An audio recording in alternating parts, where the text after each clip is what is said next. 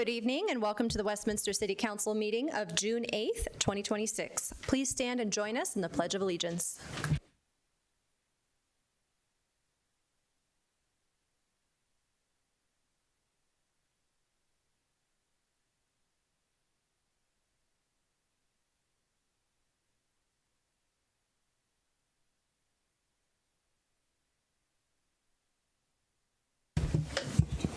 Thank you for joining us this evening. Please remember that our meetings are governed by the rules of decorum posted inside chamber doors. We ask all attendees to maintain a respectful environment. No disruptions, threats, or audible expressions of support or opposition are permitted. Signs and placards are prohibited, and all attendees must remain seated in designated areas. If you wish to speak during public comment, please sign up in the lobby. Sign up closes at 6:45 p.m. Roll call, please. Councillor Barajas. Present. Mayor Carmelia. Present. Councillor Azadi. Here. Councillor Hott. Present. Councillor Ireland. Councillor Johnson. Here. And Mayor Pro Tem Normella. Here. Thank you. Do I have a motion to allow remote participation for Councillor Ireland? Councillor Johnson. Thank you, Mayor. I move to allow Councillor Ireland to participate virtually in this evening's meeting. Mayor Pro Tem. Second. This has been moved and seconded. Are all those in favor? Aye. Aye. Any opposed? Okay, well then we are ready to get going. For the consideration of meeting minutes, do I have a motion to approve the minutes? Mayor Pro Tem. I motion to approve the minutes of the May 18th, 2026 City Council meeting as presented. Thank you. Councillor Hott? Second. Thank you. All in favor? Aye. Any opposed? Okay. That moves us on to our presentations. We have 3 presentations this evening. First, our Mayor Pro Tem will be presenting the 25-year Service Award.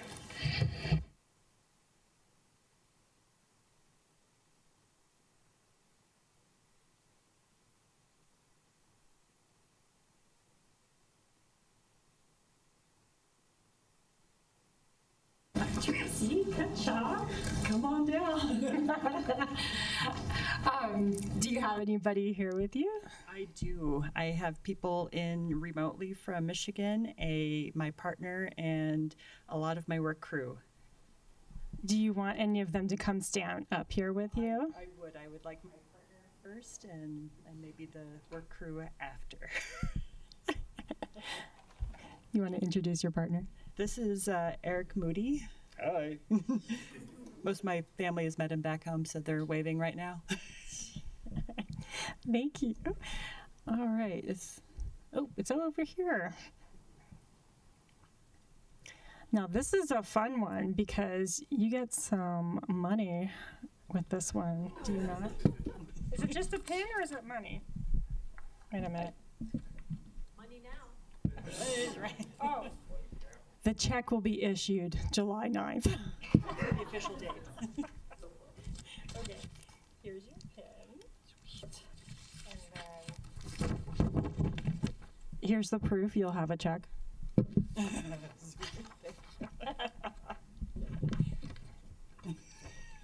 right. I will read about Tracy. Tracy Cutshaw started life at the city sometime right after the turn of the century.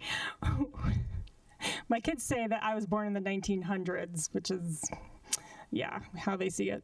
So way back in 2000, when she became a volunteer in probation. She was hired in 2001 as a full-time probation officer. Despite declaring in high school that there was no way she would sit in an office all day, 25 years later, she is glad that decisions made back in the late 1900s didn't always come true. She is often surprised and inwardly smiles when her clients thank her for helping them through the probation process. Tracy understands being on probation is not on anyone's bucket list, but if you find yourself there, she will do her best to get you through. She is proud that her education, life experience, and intuition have given her an edge in understanding a wide variety of people. Tracy has supervised tens of thousands of people at this stage of her career and knows sometimes she is walking walking with them on a rocky path, or sometimes just planting a seed for their future self. At the courthouse, Tracy is known for leaving inspiring sayings on her voicemail, encouraging her coworkers to take walking breaks, and as the official spider relocator. Very important, very important. Well, you have a badge for that. Wow. To balance out the seriousness of being a probation officer, Tracy loves to travel, enjoys reading, writing, camping, and belly dancing. She attributes her happiness to her longtime partner, Eric, her Colorado family, and her OG Michigan family.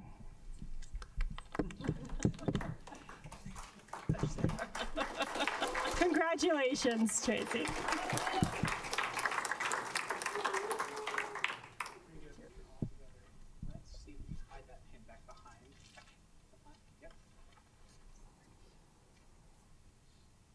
Ready, 1, 2, 3, 1, 2. Congratulations, Tracy. Can I get a picture with my work crew as well? Yes, absolutely. Work crew, come on up. May I? Yeah, oh yeah. Thank you.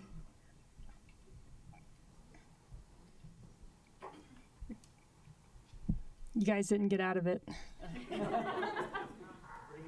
behind the brass railing if you don't mind. Just go half and half. Half to one side, half to the other. On this first rodeo. Every now and then.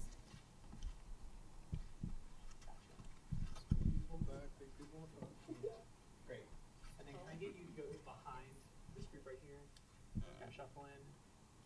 Perfect. And then can I get you shift over just a little bit there in the back? Great. Right there in that window. Perfect.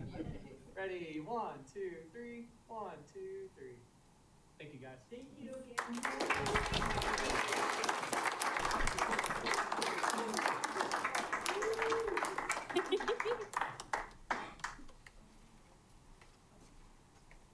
Are they opposite? Thank you.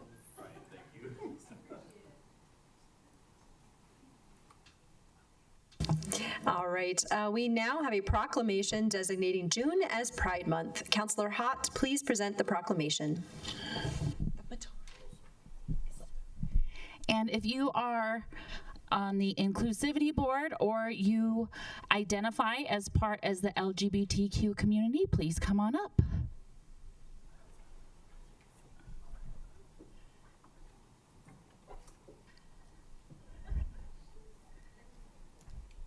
Yay.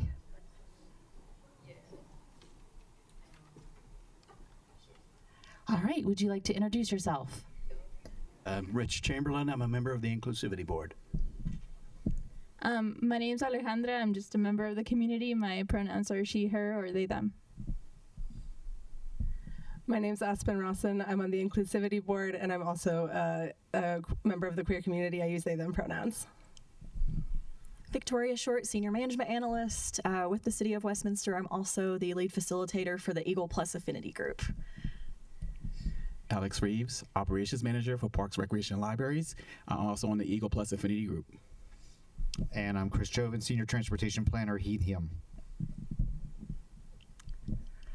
So we just had our Pride Fest celebration on the 6th, and so today my heart is really full. I am really grateful that we live in an inclusive city. I'm really grateful that we have our flag flying, and I am very grateful that the majority of our city council members are allies.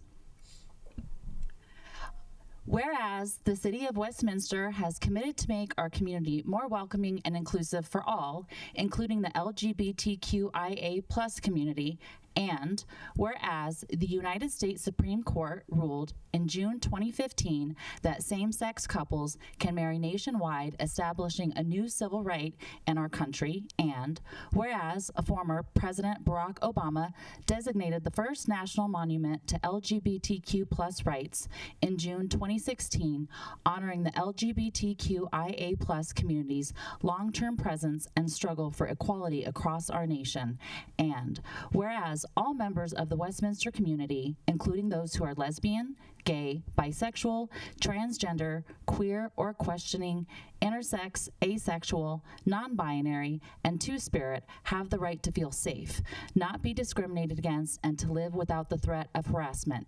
And Whereas supporting the Westminster's LGBTQIA+ community also aligns with the city's objective to create a more inclusive and equitable community that promotes unity and honors diversity, and whereas the city has added protections for LGBTQIA+ individuals with an inclusive non-discrimination policy stating that no person shall, on the grounds of race, color, national origin, sex, disability, religion, or age, be excluded from participation in, be denied the benefits of, or be subjected to discrimination in any operation of the city.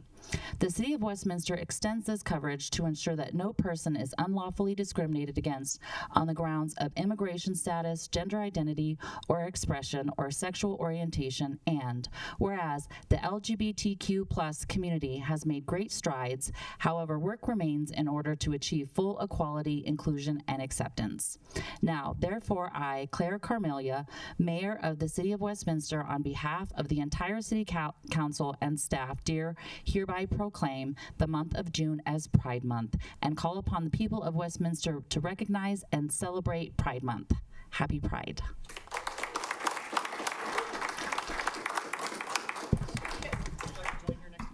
Would you like to hold this? Sure. Great. All right.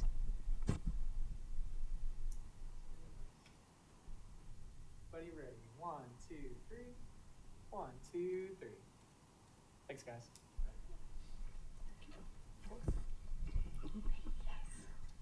Thank you. Thank you all. And our last proclamation is for Juneteenth. Councilor Barajas, will you please present our last proclamation? Excuse me. Thank you. So I grew up in Texas, and so Juneteenth has a pretty special and important impact not only on me personally in my history, but just for my, my family and community that I grew up in. As such, I'd like to invite Councilor Azadi as well to come co-present this proclamation with me.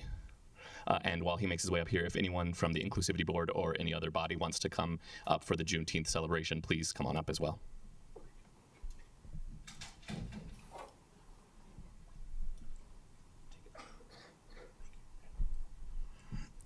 Thank you, Counselor. Raise your hand in the audience if you know how long it took Colorado to recognize Juneteenth as a legal state holiday. Do you think it was 50 years? Raise your hand. 70. You have to know when was Juneteenth. 1865. That's the answer. But yeah, so it took us 157 years to recognize in 2022. It's important that we remember our history and that we recognize things. But I want to make sure you guys introduce yourselves first, and I'll read this proclamation. Alex Hughes again, Parks, Recreation, Libraries Operations Manager, and also part of the Bridge Affinity Group, which is Black Resilience and Inclusive Development Growth Empowerment Affinity Group. My name is Aspen Rosson. I'm on the Inclusivity Board. I'm still Rich Chamberlain, and I'm still a member of the Inclusivity Board. Everyone knows who I am. Well, thank you, Councilor Barajas, for inviting me up to make this, and I will read this proclamation. Whereas Juneteenth marks our country's second Independence Day, and whereas Juneteenth, also known as Jubilee Day, Freedom Day, and Emancipation Day, commemorates June 19th, 1865. I got the year right. Actually, didn't know it. Whereas the day's name is a combination of June and 19th in honor of the date of the announcement. And whereas Union soldiers, led by Major General Gordon Granger, arrived in Galveston Bay, Texas, and announced the end of the Civil War. And whereas it was declared that more than 250,000 enslaved black people were free. And whereas many slave owners in the state of Texas and other states had continued to hold enslaved people captive despite their emancipation. And whereas the Emancipation Proclamation was issued by President Abraham Lincoln on January 1st, 1863. And whereas the speech Frederick Douglass delivered at the first annual National Juneteenth Rally in Washington still resonates with many seeking equity and justice for all. And whereas the City of Westminster stands with all who stand for justice and humanity and celebrates our independence. And whereas the City of Westminster condemns all acts of othering in the shape of overt acts or microaggressions, now therefore I, Claire Carmelia, Mayor of the City of Westminster, on behalf of the entire City Council and staff, do hereby proclaim June 19th, 2026 as Juneteenth in the City of Westminster and call upon the people of Westminster to join together in honoring the resilience and contributions of African Americans in our community and across the country.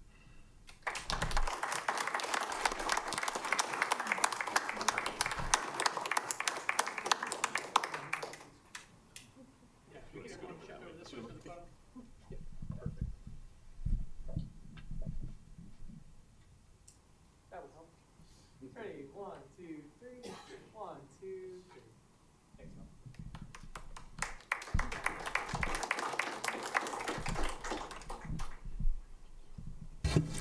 Thank you so much.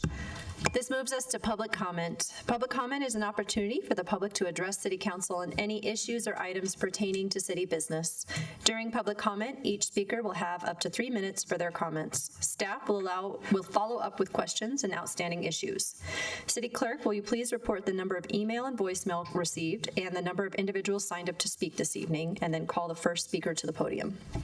Yeah, we received 2 emails. We did not receive any voicemails, and we have 9 people signed up to speak. And the first speaker is Alejandra and Cullen Anguelo Sheeland. Sorry. Welcome. Thank you. Good evening, Mayor, council members, and staff.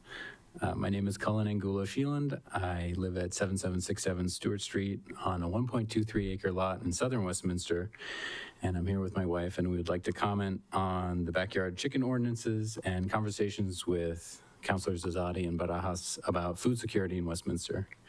Thank you to Councilor Azadi for encouraging us to submit our proposal, and thank you to Councilor Barajas for helping us build community by connecting us with historic Westminster residents interested in our locally grown food. Council, Mayor, City Managers, thank you for your time today. My name is Alejandra Angulo Sheeland, and I'm excited to speak with you today. We're proposing 2 changes to the chicken ordinances in an effort to meet local egg demand and decentralize food production. The first request is that the number of allowed backyard chickens scale with the property size at quarter-acre increments. Currently, residents are allowed to keep only 6 hens on lots up to 2 acres, which leaves larger lots like ours underutilized. We request that 6 chickens be allowed per quarter acre, up to a maximum of 30 chickens for lots in excess of 1 acre. We analyzed the city's geospatial parcel and zoning data and found that less than 5% of Westminster residential lots would be eligible for more than 12 backyard chickens. The second request regards the fencing requirement. The permit currently requires 6-foot privacy fence around the entire rear of the property. On our lot, that's over 750 linear feet of fence, a significant and unnecessary expense. We are asking that that fencing requirement apply to the coop area only, which keeps the animals contained, protected, and screened from neighbors. This proposal aligns seamlessly with the Westminster Sustainability Plan, the 2040 Comprehensive Plan, and the corresponding Implementation Action Plan. All of these plans highlight the need to continuously improve our community's health, wellness, and community services through things like local food production, improving access to healthy food, supporting urban agriculture, and removing regulatory barriers. We believe that amending the backyard chicken ordinance would advance all of these initiatives. This proposal also supports our local economy and improves community food resilience. Pasture-raised eggs at local grocery stores cost between $10 and $15 a dozen. Residents with the land and ability to produce eggs locally can make them available at a fraction of the cost. We actively do this now by distributing 2 dozen eggs per week to community members in historic Westminster for $6 per dozen. At full capacity under this proposal, we could provide as many as 15 dozen eggs per week during warm months. One of our highest priorities is to build community through gardening, nature stewardship, and local food. There's a large interest in the city as well. Just this weekend, we attended a potluck that Councilor Barajas hosted in his neighborhood's community garden. Multiple attendees asked to be on our egg customer list. As you consider these changes, we are very happy to discuss implementation details, answer any questions, discuss ideas for increasing food security through local food cultivation and gardening. Thank you very much for your time. Thank you.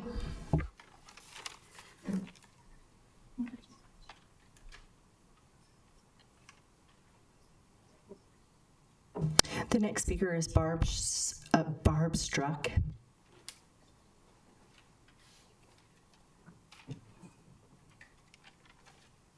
Good evening. Welcome. I'm quite nervous, so.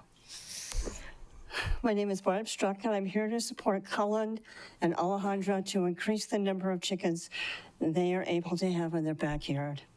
I purchased fresh eggs as often as possible. They are highly sought after in the community because of the natural quality with no antibiotics or pesticides. I believe the following will support my request for their additional chickens. They own sufficient land to accommodate an increase in the chicken population.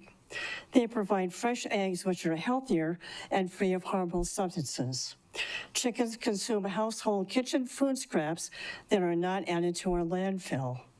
Chickens produce high-quality fertilizer that enriches the soil by providing nitrogen, phosphate, and potassium, essential for plant growth. They are natural pest managers that forage for bugs, worms, and other pests that would otherwise harm the land. Chickens are not loud, and they become more quiet at night, unlike there are some neighborhood dogs. Cullen and Alejandra are supporting the community and creating community links. They have had chickens for a few years and have not received one official complaint nor complaints from their neighbors. In conclusion, Cullen and Alejandra are good stewards of the land and true environmentalists in the community. They are creating safe food and a clean environment for the people who live in the community. Thank you for your time. Thank you. The next speaker is Rose Namayanas.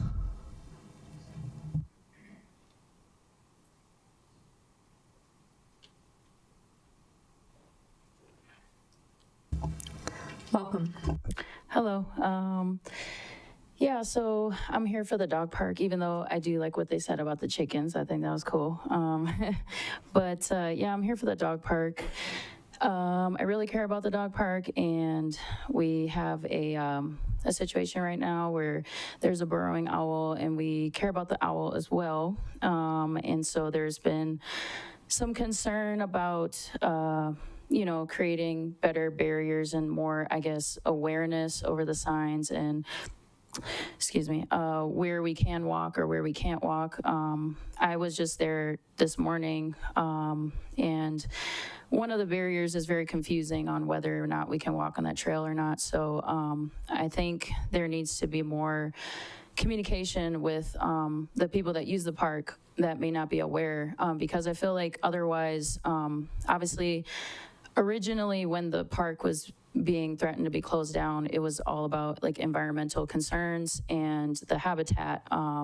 But currently the way things are going, I'm just concerned with, you know, it just being kind of set up to fail, like almost like, you know, if we don't respect the boundaries or something, all of a sudden now we're in the same situation as we were before. And I just want to let everybody know that we, me as a dog lover and the lover of the dog park, we also love the owl as well. And also I just like to note that, you know, I think the concern about the owl having its own kind of area and stuff like that, and the 600 acres that was relinquished or whatever from it being used by dog users, or dog park owners and stuff, or dog owners, you know, that was for the purpose of like giving the owl its space. Whereas now where it's at, I mean, it's choosing to be in the center of the dog park where we're all at. So maybe I would just like to suggest that maybe there's maybe like some sort of cohabitation, and we can all kind of live together. Maybe the owl doesn't mind us as much, you know, as we previously thought. So like I said, it's choosing to live there. So I just want to make sure that we're all on the same page, that we do respect the owl's boundaries. And I think we should be more clear about where we can and can't go. And so, and I think just better communication on that as well. I think the guardians, the dog park guardians, they're very cooperative with, you know, just kind of making that happen. So I think if we could have, I think, better communication between like open space, the people that are in charge of, you know, kind of making these things happen, and then the people that use the park, I think that would be great. So Yeah, thank you. Thank you. The next speaker is Anakin Skywalker Kendrick.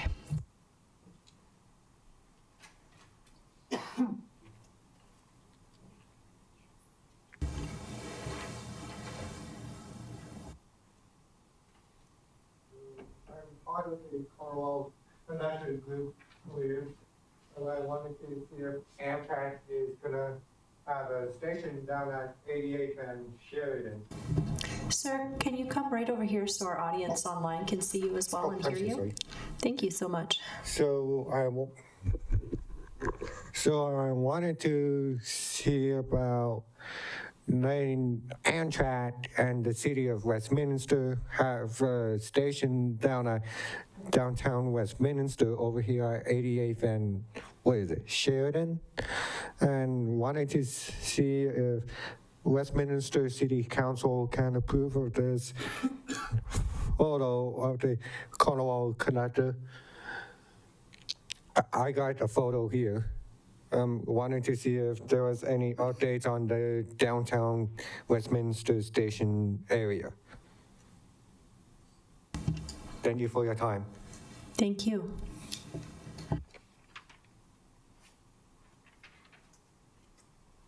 The next speaker is Tonya Yost.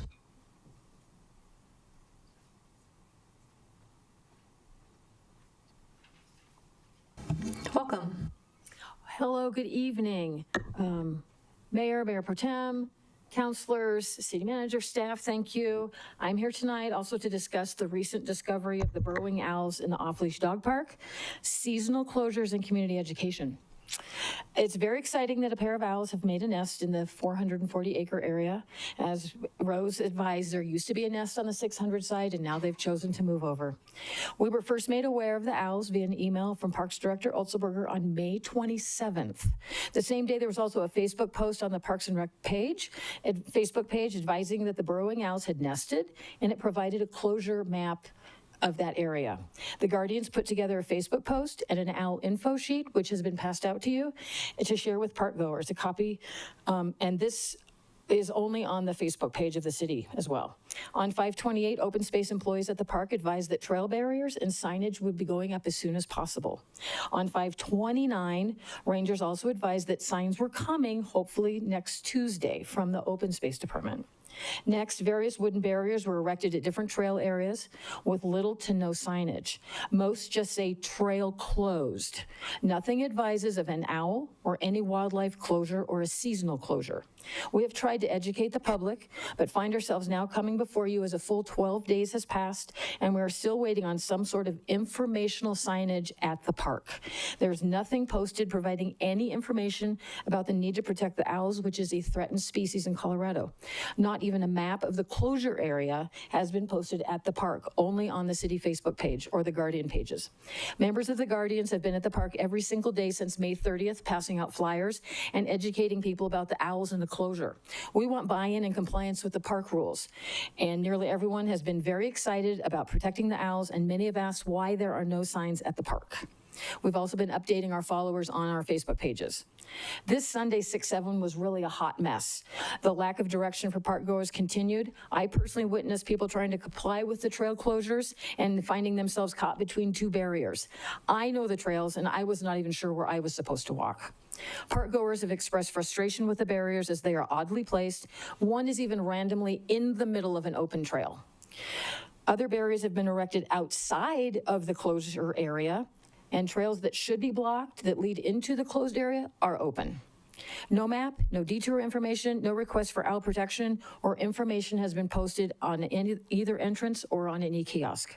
I can say that the Guardians, Jeff Barrick, the resident bird expert for Westminster, and the Stanley Lake Park Rangers have organically come together to try and educate the public and secure cooperation in the absence of open space, signage, or education. The Guardians estimate more than 30 volunteer hours so far, and we wish to help with the stewardship of the land and the wildlife, but find it difficult. Thank you. Thank you. The next speaker is Cindy Stout. Welcome. Thank you. Hello. I have a handout that was passed along too. Does everybody have it already? Okay, thanks. Hello, Mayor Trovodam, Council, City Manager, and staff. So I'm here to provide some trail details, insight from our perspective as representatives on the Planning Advisory Committee for the Who's Management Plan. As we speak, that committee is actively working on a trail map. We've been told repeatedly that no trails or amenities or anything would change until the management plan is finalized, although obviously the presence of the owls requires the temporary wildlife closure. If you'll look at that map that I handed out, there's a few of our markings on that I'd like to explain. So the map shows the owl buffer, which is required to be about 660 feet in all directions around the nest. The red lines show where barriers have been placed. Some of them make sense, some of them don't, just like Tanya said. The small brown lines show appropriate trail closures. In yellow, we'd like to point, those are the several small social trails on the north side of that buffer area that haven't been blocked off. They lead right into the heart of the nesting area. And the big one I'd like to point out also is marked in blue. As you can see, that north-south connector is a well-used route and naturally provides the easiest detour around the east side of the owl buffer. This trail is a full 800 feet from the far east edge of the buffer. In previous years, this connector had been labeled a social trail, but during the Planning Advisory Committee's initial mapping workshop a couple weeks ago, off-leash enthusiasts and environmental scientists alike agreed this connector was important to providing common sense trail loops. Council, this blue trail closure feels pretty punitive. Park goers are not happy about it. That's one of the only ways to get back down south if you get caught in these trail closures. This is not the way to gain public compliance. The question the Guardians continue to ask as we've adopted the park is how we can collaboratively encourage public compliance with the appropriate trail closures. We know the park like the backs of our hands. We could help develop a map with detours that make sense. To start, we respectfully ask that staff remove the barriers on either end of the blue trail. We're invested in the success of the park and the owls. We're hopeful the city will use all of its available resources to navigate this usage during the owls' nesting season. Thank you very much. Thank you. The next speaker is Beth McBride.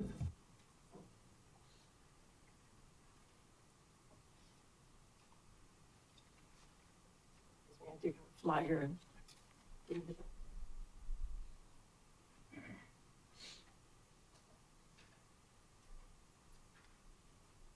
Welcome.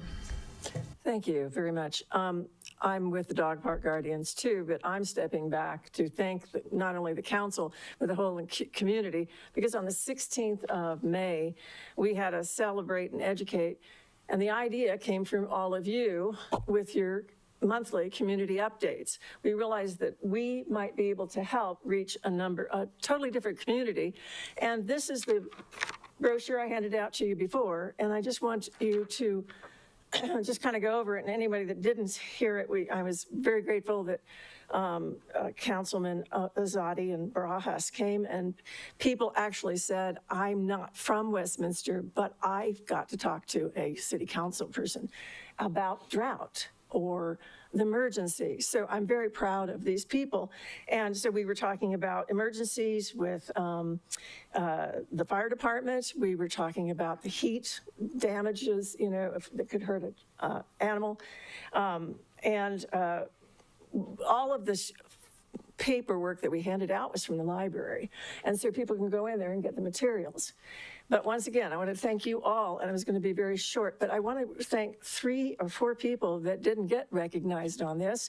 They're interns, they're seasonal workers. We don't get to know about them, but we do know that 2 of the rangers that are full-time now were seasonal before.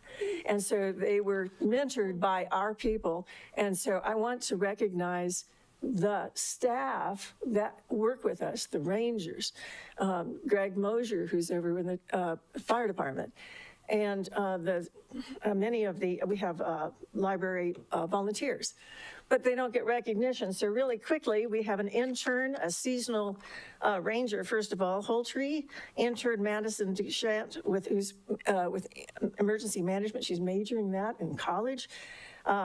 Audrey is a volunteer with the Bookmobile, and even our new open space naturalist, Katie Bradley, came over and worked with us. And I tell you, if you've not watched the behavior of these people, all of our people that participated, and you all, when you talk to people and you explain to them the value of our parks and our city and our employees, I was very proud. So I just wanted you all to know that there's so much to be proud of in the city. So thank you very much. Thank you so much. The next speaker is Peter Kraus. Welcome. Hey, good evening, Mayor and staff and council members. My name is Peter Krause. I'm from Broomfield. I'm coming to voice my opposition to the Cocoa Rail project because it's a regional project. In 2004, when the Broomfield Event Center was proposed, I was firmly opposed to it.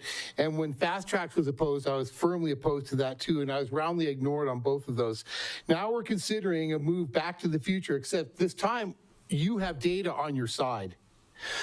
The rail project in Colorado right now moves about 1 million riders a month. There's about 400 million vehicle trips a month. That means that rail in Colorado, with all the money that we spend on it, has reduced traffic and pollution by 0.0025. That's 25 points of 1%. The money spent has not measurably reduced congestion or pollution. It has squandered massive amounts of taxpayer dollars. And while rail is incredibly efficient for moving commodities like coal, oil, lumber, cars, and the things that our steel, the things our country relies on, it is terrible when it comes to moving people efficiently. It's not the answer in low-density Western communities. The cost per passenger mile, I want you to think about, listen to that, CPPM, cost per passenger mile, and ask that question of people. The CPPM is astronomical. It doesn't address the transportation to the stations or from the stations. So if you don't have a car to get to the station, you can't get there. And when you get to the other end, the last mile is really not effectively addressed. Your job as counselors is to make sure we use our tax money to the greatest benefit of the most amount of people. So let's consider an alternative way to move people. And I'm really serious about this, actually. If we're going to spend $300 million, let's spend it on driverless cars. Driverless taxis like the one I rode in Las Vegas during the Pizza Expo, that I pulled up on my app, it pulled up, I got in, I rode to my endpoint, I got back out again, and it was an incredible experience. Let's move to the future. It's efficient, it's flexible, it uses current infrastructure, it addresses all first and last mile issues, it effectively answers all the issues, especially for low income and our impaired population as well. So people who are blind, people who can't get around, but they can have an electric taxi, just pull up, get in, go, get out. It's amazing, you guys. One last thing, for people who don't know American history, the Civil War was supposed to end in April. It didn't end in April. It didn't end until those troops pulled into Galveston, Texas. Juneteenth is an incredibly important holiday to this country, and it is to be applauded. Thank you. Thank you. And the last speaker is Tom Lampo.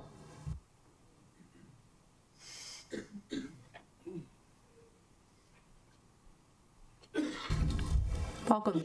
Hey, thank you very much. It's good to be back in front of Westminster. Hope everybody's doing well. I'm Tom Lampo, and here to lift up Westminster to the Lord in prayer. Please join me in prayer. Heavenly Father, in Jesus' name, we come before you tonight in humility. There's no one greater than you. We want to invite you here to Westminster and for you to be with us and to guide us in our decisions. In Zephaniah 3:17, your word states, "The Lord your God is in your midst, a mighty one who will save. He will rejoice over you with gladness. He will quiet you by his love. He will exalt you over you with loud singing. Your word lets us know you are in our midst. Your presence is welcome here and wherever we are. Westminster is yours, as all creation is. With a sincere heart, we humbly give you thanks and praise for the moisture you continue to provide for us. Give Westminster and her neighbors moisture. Wet your earth, fill your streams, water our farms. We lift up your name above all others. There is none that approaches you. Your provisions have no end. Philippians 4:19 states, and my God will supply every need to you of yours according to his riches in glory in Jesus Christ. Moisture is essential for our lives. Please do not lift your hand of provision from us. Continue to bring moisture to your land. We are truly blessed. With our vote, we can shape and mold the society we live in. In your word in Daniel 2:21, it states, he changes times and seasons. He removes kings and sets up kings. He gives wisdom to the wise and knowledge to those who have understanding. So as we prepare to cast our ballots, we will take you at your word. Help us to walk in humility and apply your word to our lives. Help us to turn from our evil ways and rejoice in you. We submit and trust in you with an obedient heart. Bless us with your wisdom and knowledge. We are living in incredible times. You have placed us here for just these times. We are witnessing the work of your hand in Westminster and across our world. We are living in a time of transformation. Many are struggling, and there is still a period to go through. So we will claim your word in Psalm 62, 1-2, which states, for God alone my soul waits in silence. From him comes my salvation. He alone is my rock and my salvation, my fortress. I shall not be greatly shaken. When the pressure of daily life seems overwhelming, impress upon our hearts to seek out quiet time with you. Bring us peace in these silent times. Lead us to calm waters. You are our God, and we are your people. In Jesus' precious name we pray. Amen. Thank you, guys. Have a nice one. Thank you. Thank you, speakers. City Manager Andrews, do you have a report this evening? I do, Mayor. Thank you for giving me time to have a brief report this evening. I would like to thank our speakers tonight for taking the time to come in and speak to City Council and staff. We do listen, and with respect to the dog park feedback around the trails, we do have Alex Reeves here tonight, and I know that he was taking notes and recording that, and he will follow up with the representatives from the Guardians who spoke. So we will make sure that we provide follow-up on the feedback around the burrowing owl closures at the Westminster Hills Open Space Dog Park. Next slide, please. All right, city update. I want to confirm that the city of Westminster is still in the drought watch phase. So that is a phase that has been invoked, and that's not changing. So while our Stanley Lake is, users and visitors to our Stanley Lake will know that our lake is nearly still full at 96%.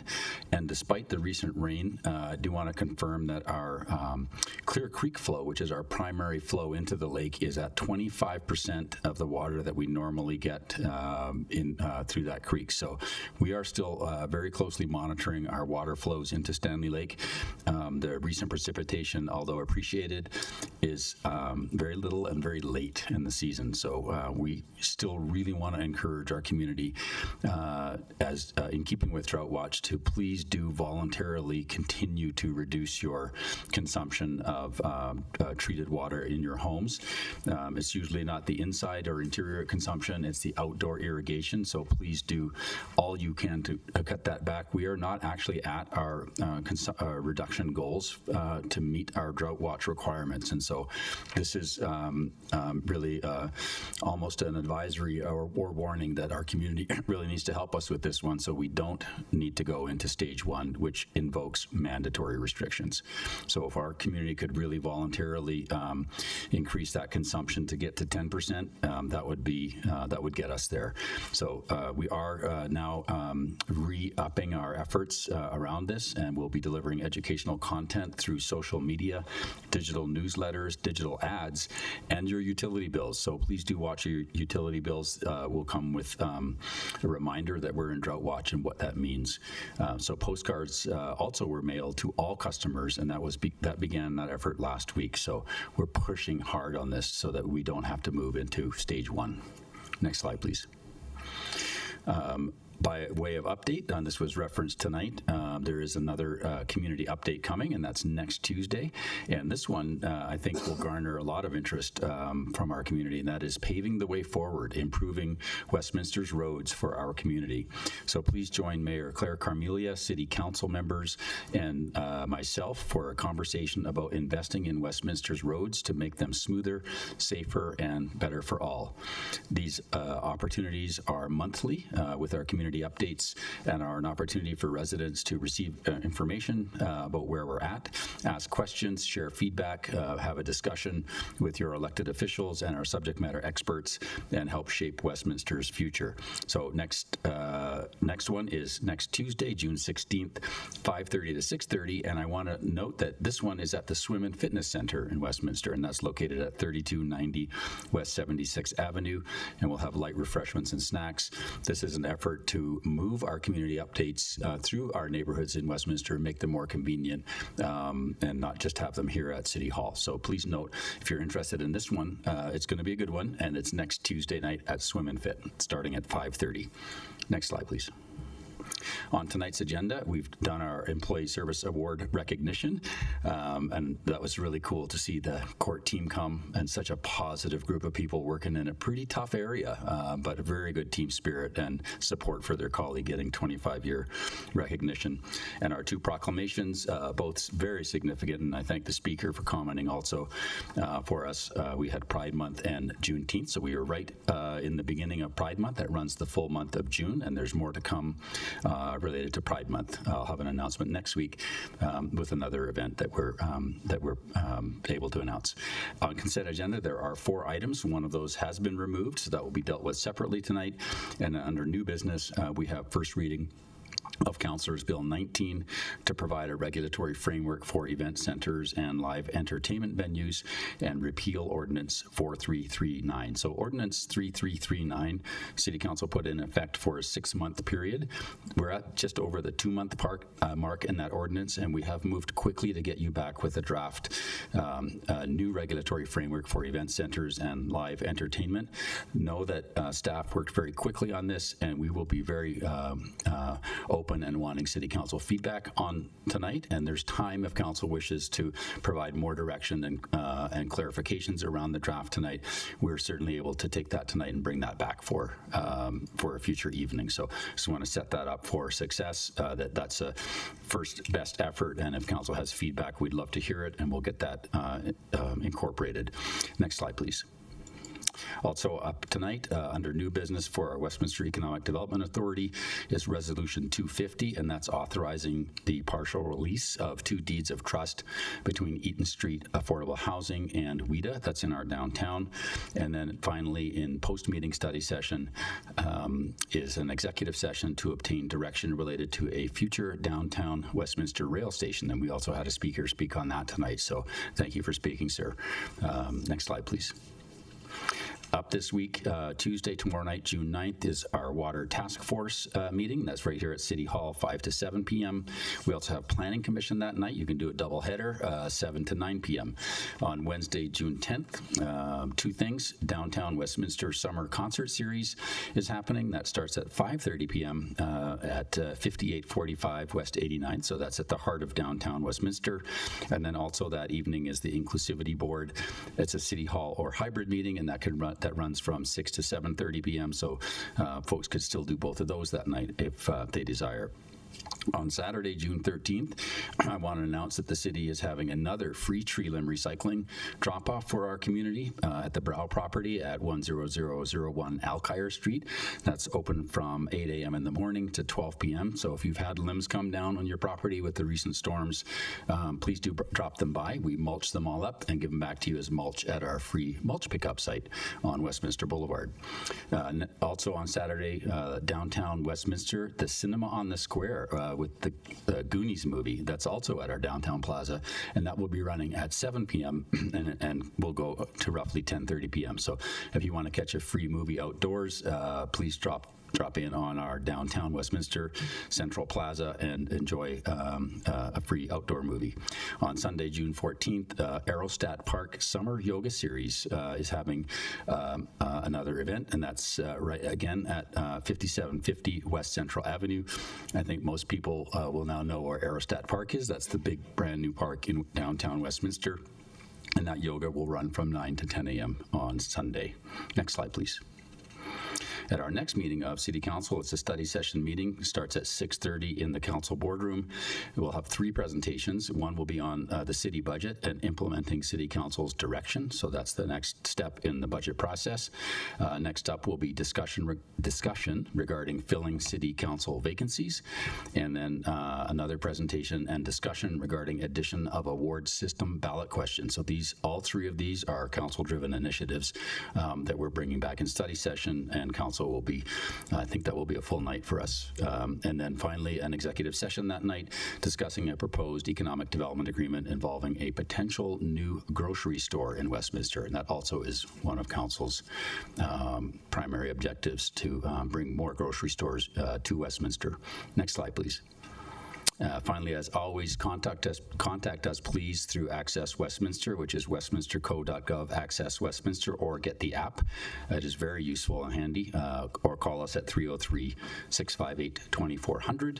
Our website's great, westminsterco.gov, and when you're on that website, please do check out our transparency portal, westminsterco.gov 903 transparency. You can get the link right off the front page, and we're continually putting out more information on that, and one of the initiatives that team is working on is getting more detail and transparency around our contracting process and what our contracts and awards and how deep people can drill into the city's contracts. So more to come on that. That's all I have, Mayor.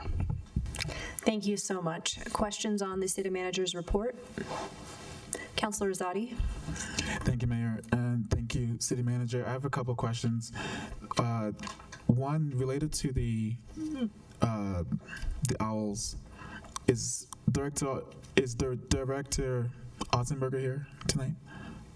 Or who is here to represent? Councilor, yeah, we do not have Director Ottenberger. He's out of the office today, but our operations manager in Parks, Rec, and Libraries is here, Alex Reeves. Do you have some questions, sir? Yeah, just one. Related to the 660-foot enclosure, that's what we're going for, right? That's the idea. Does the enclosure mean fencing? Because wouldn't that be the only way to keep people out versus whatever the plan is? Thank you for the question. Alex Reeves, PRO Operations Manager. Yes, with the 660 acres, it's just a barrier around the whole 660 acres. A fence barrier or signage? Or just signs? Barrier with this barriers and signage as well. Okay, so a physical barrier and then signs on top of that? Yes. And that's going to be placed, or? We sent the signs to get for production. So we have some signs that's put up at the front of the Westminster Hill open space, but we do have some more signage as well. Okay, so the issues that we heard from the speakers of the confusion that's happening right now is folks don't know where they are and where not to go. You're saying the physical barrier should be enough, a visual barrier to stop the confusion? Yes, and I'll check with staff as well, too, great. with the physical barriers. Thank you. Right. And City Manager, for the drought watch, do we have a end state? So we've been waiting and making sure that folks are trying to, to comply with the 10%. Do we have an end point where, from a timing standpoint, where we'll say, okay, past this date, if we don't hit the 10%, we go to level 1? Thank you, Councilor. That's a great question. So the water modeling that we do is real time, so it's second to second. We're monitoring very carefully precipitation, and we also look at the projections for precipitation, not just here, which are actually less important. What's happening here outside, like it did today, doesn't really help us much. It does help relieve pressure on irrigation for homeowners and residents, but it doesn't really help us with our watershed in the mountains. So we track track as long as that we're still in active precipitation season, which we are. So the modeling is active in real time. We have monitoring stations all through Clear Creek, Berthoud Pass, all through our mountain watersheds. So we're carefully monitoring. Nature tells us when we're finished with that part of this process and the meaningful precipitation has ceased. And when that happens is when we are able to lock in what the rest of the year looks like. So that's not here yet, but that will come with the end of meaningful mountain precipitation. Okay, I think that's good for public to know that there is, we're monitoring this live. And for July 4th, so we've had a couple of folks over the years, many folks over the years that complain about the fire risk. So we have a lot of illegal fireworks, and as the drought watch and the drought situation right now is pretty bad, there's not much we can do about it. But do we have an update from, is Chief here? Where we can, or the fire chief maybe, in terms of what's the plan, because this is a way worse drought than it has been in the past, right? So if there are people that are using fireworks, do we have some kind of creative way of minimizing the fire risk? I guess is the question. Thank you for the questions, Councillor Azadi. I'm Eric Burke, Fire Chief for the Westminster Fire Department. The primary enforcement tool with fireworks is a law enforcement tool. However, the fire department does work in conjunction with law enforcement on prevention and risk reduction.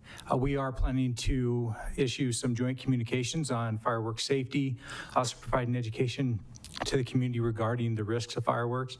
As of now, the firework event is still planning to go forward. We're monitoring weather conditions. We'll have resources in there to respond to the city event if needed. But again, we will enhance our resources with risk in around July 4th, given the risk associated with fireworks. Okay, thank you. Thank you. Councillor Brajas. Thank you, Madam Mayor, and thank you, City Manager, for the presentation. In a presentation to the Environmental Advisory Board, some of our water department mentioned that we get a lot of great success on individual follow-ups, like via mailers and other stuff from those who are potentially either breaking or breaking regulations or have a leak or something.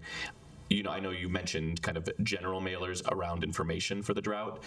Do you know if there's any plan to kind of give specific feedback, like per resident, like as if we were in kind of a stage 1 situation where we would give that feedback saying, hey, you're violating the regulations and this is the consequence. Obviously there's no consequence now since this is voluntary, but I do wonder if at least what staff's from that department's feedback would be around whether we could start giving that particular feedback, so that way it could potentially increase buy-in. So not so much a question, I mean, feel free to comment, but it was a thought that I had, yeah. Councillor, thank you very much for that. Because we're in the not in the stage 1, which is the mandatory restrictions, we're not notifying yet. Specifically notifying people. In other words, tracking where they are watering when they shouldn't be, or over watering or such.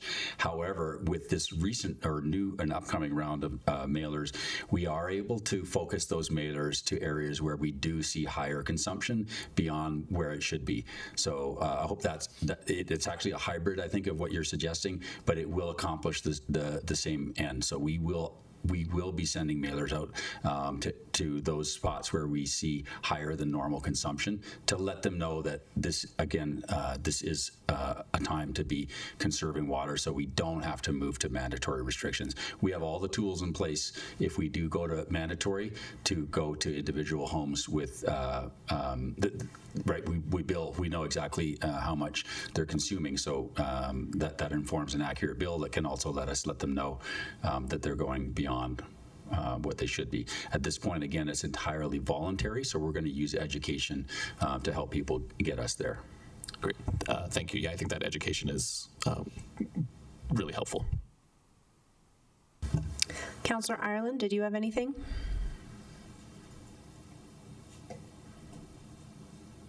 Thank you. I just want to thank everyone that spoke. Thanks for the information on the dog park and the owl situation. Sounds a little chaotic. Also, thank you, Mr. Kraus, for your education on on transportation. I do think we've wasted a lot of money on transportation that hasn't been effective, but we also as a city have wasted a lot of money on taxes that we have not received anything in return. Sorry, I'm sick, but I appreciate everyone who came out and the chickens. I support self-sustainability, so I know that we've had terrible increases in inflation from not only things that are going on at the federal level, but also city level. So I appreciate people who are trying to be self-sufficient in these difficult times. So I support your cause there, and just thank you everyone who always comes out to educate us about things going on that we may not be aware of. Thank you. Thank you. And then I too had a couple questions on your report related to drought. Have we, and it sounds like we might have just answered my question in relation to Councilor Braha's, but have we done any outreach to businesses and HOAs in particular, seeing as residents have done, and I just want to advertise this, residents have done a remarkable job at decreasing their water consumption over the last 20 years in Westminster, and we really are doing our part, so thank you for that. And we now really need to hone in on looking at our largest consumers, and so I'm just wondering what our communications, if any, are, or if that begins at stage one. Mayor, thank you for that question. So our outreach goes to all water utility rate payers, and so they do include our non-residential customers as well.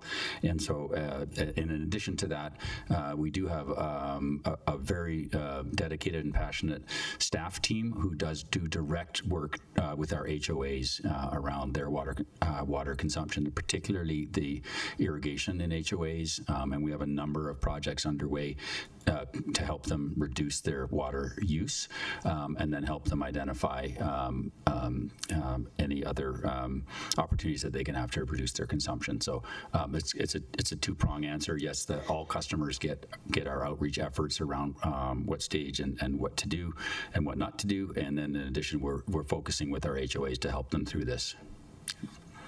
Thank you so much. And then I just want to echo, I really appreciate Councilor Azadi bringing up fireworks early. I think that we should probably double down on communications regarding that this year and get those out early and fast. And then I just want to go back to your this week's slide that you brought up. You, over the last 6 months to a year, have done a really great job of reforming this report of yours. It's very comprehensive and I love it. And we're giving folks the info that I think that they need. Is there any way that you could have that sent to us as well each week, because many of us on council have our own social media reporting, and we're trying to drive up engagement to these events, and this really lowers the effort at making sure that we can help get that information out. It's not a guarantee that we will, but I think that it could really help us tell folks what's going on all in one place. It's very helpful. Thank you. Mayor, thank you for the question. Very short answer on that one. Yes. Thank you so much. That moves us to council comments, which we did spill over into a little bit. Who do we have? Councilor Azadi. Thank you, Mayor. I want to thank everyone who came out to speak tonight. As you heard from the dog park folks, you'll get a follow-up from staff, and we'll make sure that the enclosure is clear and not confusing for residents. I wanted to just talk through real quick. So I started a tour on HOA. So 65% of Westminster is HOA. 65% of all of Westminster. And we rarely have the opportunity to collaborate, to coordinate, to just communicate in a two-way fashion with the HOAs, and a lot of our residents live in these HOAs. So what I wanted to do was try to reach out to as many as possible this year and next year. And the first one was on May 28th with Home Farm HOA. Councilor Jack Johnson was my special guest. He did a fantastic job walking through the budget process. They had a really robust set of questions for us, and I think the concerns that we heard we wouldn't have gotten otherwise.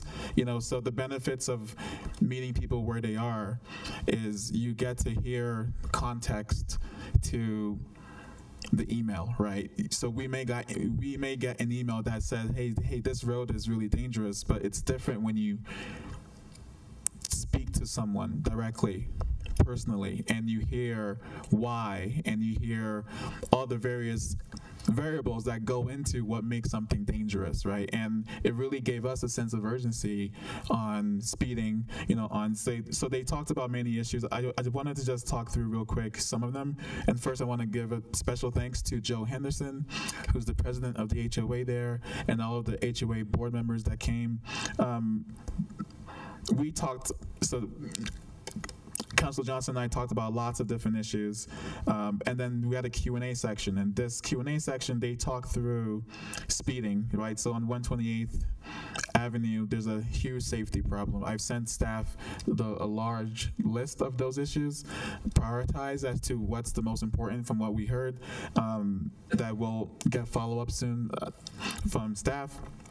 But there's speeding issues, there are issues with traffic lights, there are issues with water rates, with infrastructure, landscaping that's unmanaged, dangerous sidewalk gaps, so it was really fascinating, and I think it's a great example, and I'm hoping for the next one. So the next town hall is in a couple weeks, and Councilor Barajas is my special guest, and what I'm planning on doing is asking every single member of City Council to come with me, on a rotating basis, because I think it's important to hear from just more than just me. And I think these HOAs love it when more than one of us come to these things, and I would welcome anyone here to come to any of these. But the next one is coming up, and I wanted to just give special thanks. And if you are an HOA or if you live in an HOA, please reach out to me. I would love to get you booked, and I'd love to just hear what's going on. Thank you. Thank you. Anyone? Councilor Barajas. Thank you, Madam Mayor. It's been a while. I missed the last study session because I was out of town. So I, instead of just having a really long update and timer on myself, I just parted down to the important ones that lead into policy discussions. But for everyone who I engaged with over the last couple of weeks at events, just thank you. I do want to thank everyone who came out to speak, particularly the members of the Dog Park Guardians. I'm grateful for the invitation that Councilor Izadi and I got to share in the event that you all put on. I've said it before and I'll say it again. You all are an incredible example of what community organizing looks like in the city, and model it greatly for all of our residents. So I'm very glad for your communications, your presence, and your commitment to the city. You all have been incredibly patient throughout a variety of processes, and it feels really hard for me to ask for your patience in this moment again as well, because it seems like that's all you're giving us, but you do have so much of it, and I'm grateful for the patience that you've given us. I take that feedback to heart. I certainly wouldn't want any sort of punitive measures, on the backs of these endangered species. My best guess is that this initial closure was to try to prevent people from going down a one-way path from those who might not have known the trails as well as you all do. But your feedback is super helpful, saying, hey, this isn't actually helpful in that process. It's actually creating more one-way path directional issues. So thank you for your time and commitment, and even courage to come up and speak at the public comment. I still get nervous, and I appreciate everyone who speaks as well. At the event that Councilor Izadi and I were at, we got a chance to see a lot of people from our emergency, from animal control to emergency response, and we also saw park rangers. And shortly after, I had a chance to do a ride along with some of our park rangers through a lot of our open spaces, and this was oriented more towards engaging with those who are unhoused, and I was very grateful for the expertise. I encourage everyone on council to do the same, or if there's opportunity for residents to do it as well. I had a chance to learn so much about the existing efforts that we do, and I am just floored by how hard our park rangers work to really navigate the continuum of compassion, along with also juggling open space. Like, they are just incredible people who do such amazing work in every place we went to. they were chatting with people by names, doing inside jokes. I definitely felt like the odd man out, as I was. And I was just so grateful for their expertise. One thing, I won't ask this as a policy just yet for the moment on our agenda, but one thing that came up time and time again during this ride along was safe storage. And I'm wondering if we can do a one-on-one at some point, kind of a request for information on what safe storage could look like in the city of Westminster before we kind of start asking for policy implementation. I want to make sure we land it right. And so if the city could, staff could just offer some information sessions where we can come in and just learn about other initiatives, other cities' initiatives around safe storage. It just seems like it frees up people to want to have cleaner spaces, which is a lot of the feedback that we get, and also to be able to be free to move away from kind of their temporary shelters so that they can find the supports and sustainable solutions. So that's, if a one-on-one on that would be great. I had the honor to be here at City Hall volunteering for Colorado State University's Master Gardeners program. The city's partnering with, this CSU extension, the Colorado State University has an extension program that offers information for anyone in any county throughout the state for help on their garden, their yard, and I am being certified. I'm an apprentice right now, but a Master Gardener apprentice, and I volunteered for this event, and it was just right outside. I had, coincided wonderfully with my role on City Council, and so I was able to kind of wear both name tags here, and so I was a little late to the Pride event, but I was kind of double dipping on events, and we didn't have a ton of people show up. I think there was a little bit, some of the Master Gardeners who were there are residents of the city, and they didn't know about the program except for the fact that they were volunteering. So kind of bookmark that. I had a chance to go after that to the Pride event, and I was just so humbled and honored to be part of a body that is supporting, a community who voiced very, with deep regrets, how they hadn't necessarily felt a support from, the city or from the representatives in the city. And I spent a lot of time just kind of listening to stories and being present, seeing a lot of tears, and that was kind of moving, or very moving. And some of the feedback we got from that as well, particularly from residents of downtown, were that they kind of had to search for information on the event. So I want to name that like 99% of my feedback is incredible. Really grateful for our event staff who really put that together. It was remarkable. And just offering a moment, kind of circling back on that communication of events, the feedback that we kind of continually get on communications. I know the mayor has been kind of diligently, working hard on communications, and I just kind of want to echo her sentiment with a secondary request for a one-on-one around our current, I don't have a policy or directional objective right now because I don't know a lot about what we do in terms of communication. So if it were possible to do another one-on-one, a kind of information-only session where we can get some information on the current framework of communications for different events, and then that way we as a body can kind of offer some of our direction on that at a later time around policy.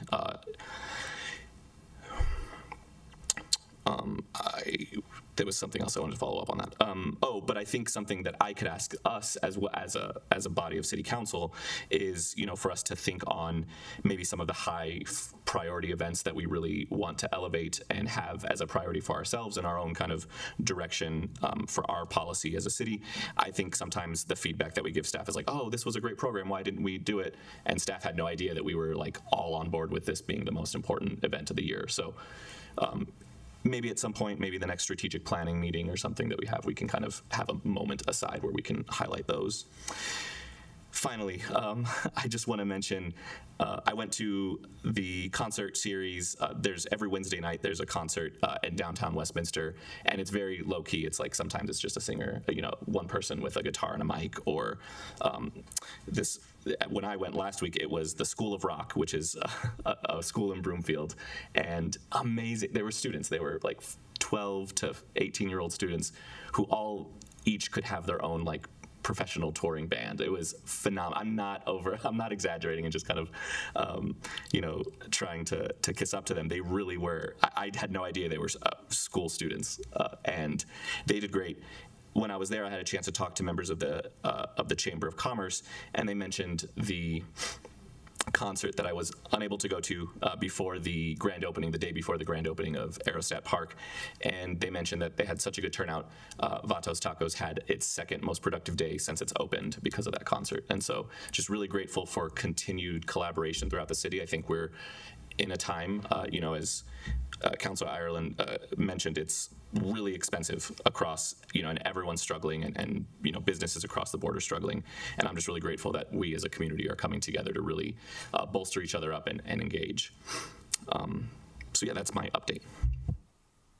Thank you so much. Councilor Ireland, did you have anything else to add? I did a couple things. So I wanted to give a shout out to the 4-hour free parking in the new downtown. I saw the signage. I'm excited about it. I also told Adrian from Ace Hardware, they gave me 4 hours of free handyman service. So Adrian at Ace Hardware, I told him I'd give him a shout out. He did such a good job, and just to let people know that they have that service for anyone that needs a handyman. Also, that is all I have, I guess. I am too sick to talk too much, so thank you so much. Thank you. Well, that brings it to myself, and I want to take a moment to recognize, thank you all the speakers, of course. I appreciate how active and engaged our community is, and I want to recognize Representative Lori Goldstein in our audience. Thank you for coming this evening, and thank you for remaining engaged. You can take all the information from the city back to our constituents, so it's much appreciated that you come and spend your time with us. To address some of the items that we heard this evening, I do remember the folks who came by to discuss chickens. We spoke about that early in 2025, and I haven't forgotten, and I'm glad that it's come back around so that we can finally discuss it and see where that goes. So I'm really excited to talk about that. As far as the folks from the dog park and discussing the trails, I know that this has been an ongoing discussion, seeing what direction we head in. And with that, to Councilor Barahas's point, our communications is also an ongoing discussion that we're really trying to open up and reimagine in some ways. And so I'm wondering if there's ways for us to work perhaps hand in hand with some of our more engaged stakeholders like the dog park guardians. And just like I'm asking for our update to come to council, that we can help expand and spread the message, perhaps our notices regarding this space, this open space, maybe they can also go to the dog park guardians so that they can actively advertise and share the message, and perhaps we can work in a closer partnership with them, and they can be our ambassadors since they're doing such a great job with that already. That's just some thoughts I have right now for communications, and it does take us time sometimes to get our signs up. I'd love to kind of talk a little bit more about that eventually. What do the signs look like, and how are we updating them, and are they easy to update, or does it require a lot of manpower, et cetera? But in the meantime, we've got a whole crew here ready and willing to help us out. So that's I'm really grateful to you for that, and thank you for your ongoing work.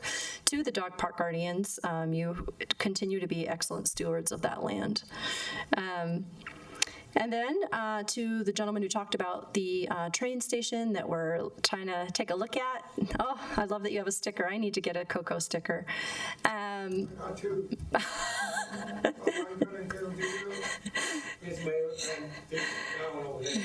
Thank you, thank you. With that, I can't make promises that we can't keep, right? But we are pushing hard for that station. I myself, I'll speak for myself. We did have a town hall here recently, I think 3-4 weeks ago now. Front Range Passenger Rail came, we spoke to the public, and they did publicly agree to the fact that the state and the train are now working to make that a reality, to have that train at 88th, just like you suggested. So just know that that is the current plan. However, just know too that that plan comes with a lot of dependencies, right? And so there are dependencies that have to happen. Probably a ballot measure is what we're hearing. And there's a lot of pieces that have to lay the right way, for this to happen.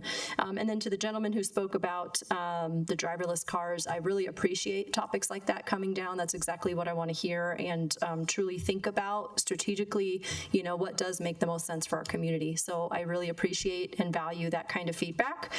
so that we can take that into account when we have these discussions about what is the best plan for our transportation. And then just to the city as a whole and to our staff, thank you for an incredible Pride event this last weekend. It was our first ever Pride event, and it was an enormous success. I heard from so many people there that this was just a bigger turnout than they had ever expected, even with what I agree with is somewhat short notice. I think we could really work on that piece, but we're working on it. But even with that, there was an incredible turnout. And I heard, Broomfield, just a major thank you to Broomfield and their partnership and that Mayor Castriota there, as well as the enormous turnout from Broomfield Council. They all overwhelmed, a lot of their council was there for that event. And so we saw enormous support from them. And they've been doing this for years, I think almost a decade, if not more. And from their point of view, they said this was the most successful event that they've seen. So that tells you a lot right there, that we somehow had a higher turnout than they've ever seen. So just enormous thank you to Broomfield and to us, our staff, our city. Thank you for your enormous support. We want to make sure this is truly, it's the beginning of an era where we're telling our residents that our community is seen and that you are safe here and that you are welcome here. And then with that, I want to lead to, it was mentioned briefly from Councilor Barajas about Vatos Tacos and the high turnout from an event there. I have heard similar information from Tappan Burger that since the opening of the Aerostat Park, they have had overwhelming number of people attending the restaurant, and that's exactly the goal. So I'm really excited. We're only a couple weeks in, but this is an era where we're trying to drive engagement. We're trying to get folks outside, meet your neighbor, come say hi. It's good for all of our morale. It's good for your mental health, and of course, it's driving that economic investment in our city. And it's one big circle. So I just want to say thank you to everyone who's gotten outside and joined for some of our different events that we've already held there. And it's really exciting because it's working. So we're hearing that directly from our businesses. So a big hooray there. With that, we are going to move on to the next section, which is requests for potential agenda items on future agendas. So does anyone have an item to bring up? Councilor Zadi. Thank you, Mayor. I would like to bring up the proposal that I sent to City Council a few days ago regarding chickens. But I would actually love to kick it off to my counselor to the right, Councilor Barajas. He is a food justice champion for many years, and partnering with him on this is critical because he has a lot of insights and stakeholders and ideas on what this could look like, not just for this ordinance that we'll talk about in a second. So I'll propose the actual motion at the end, but he'll introduce it. Thank you, Councilors. Go ahead.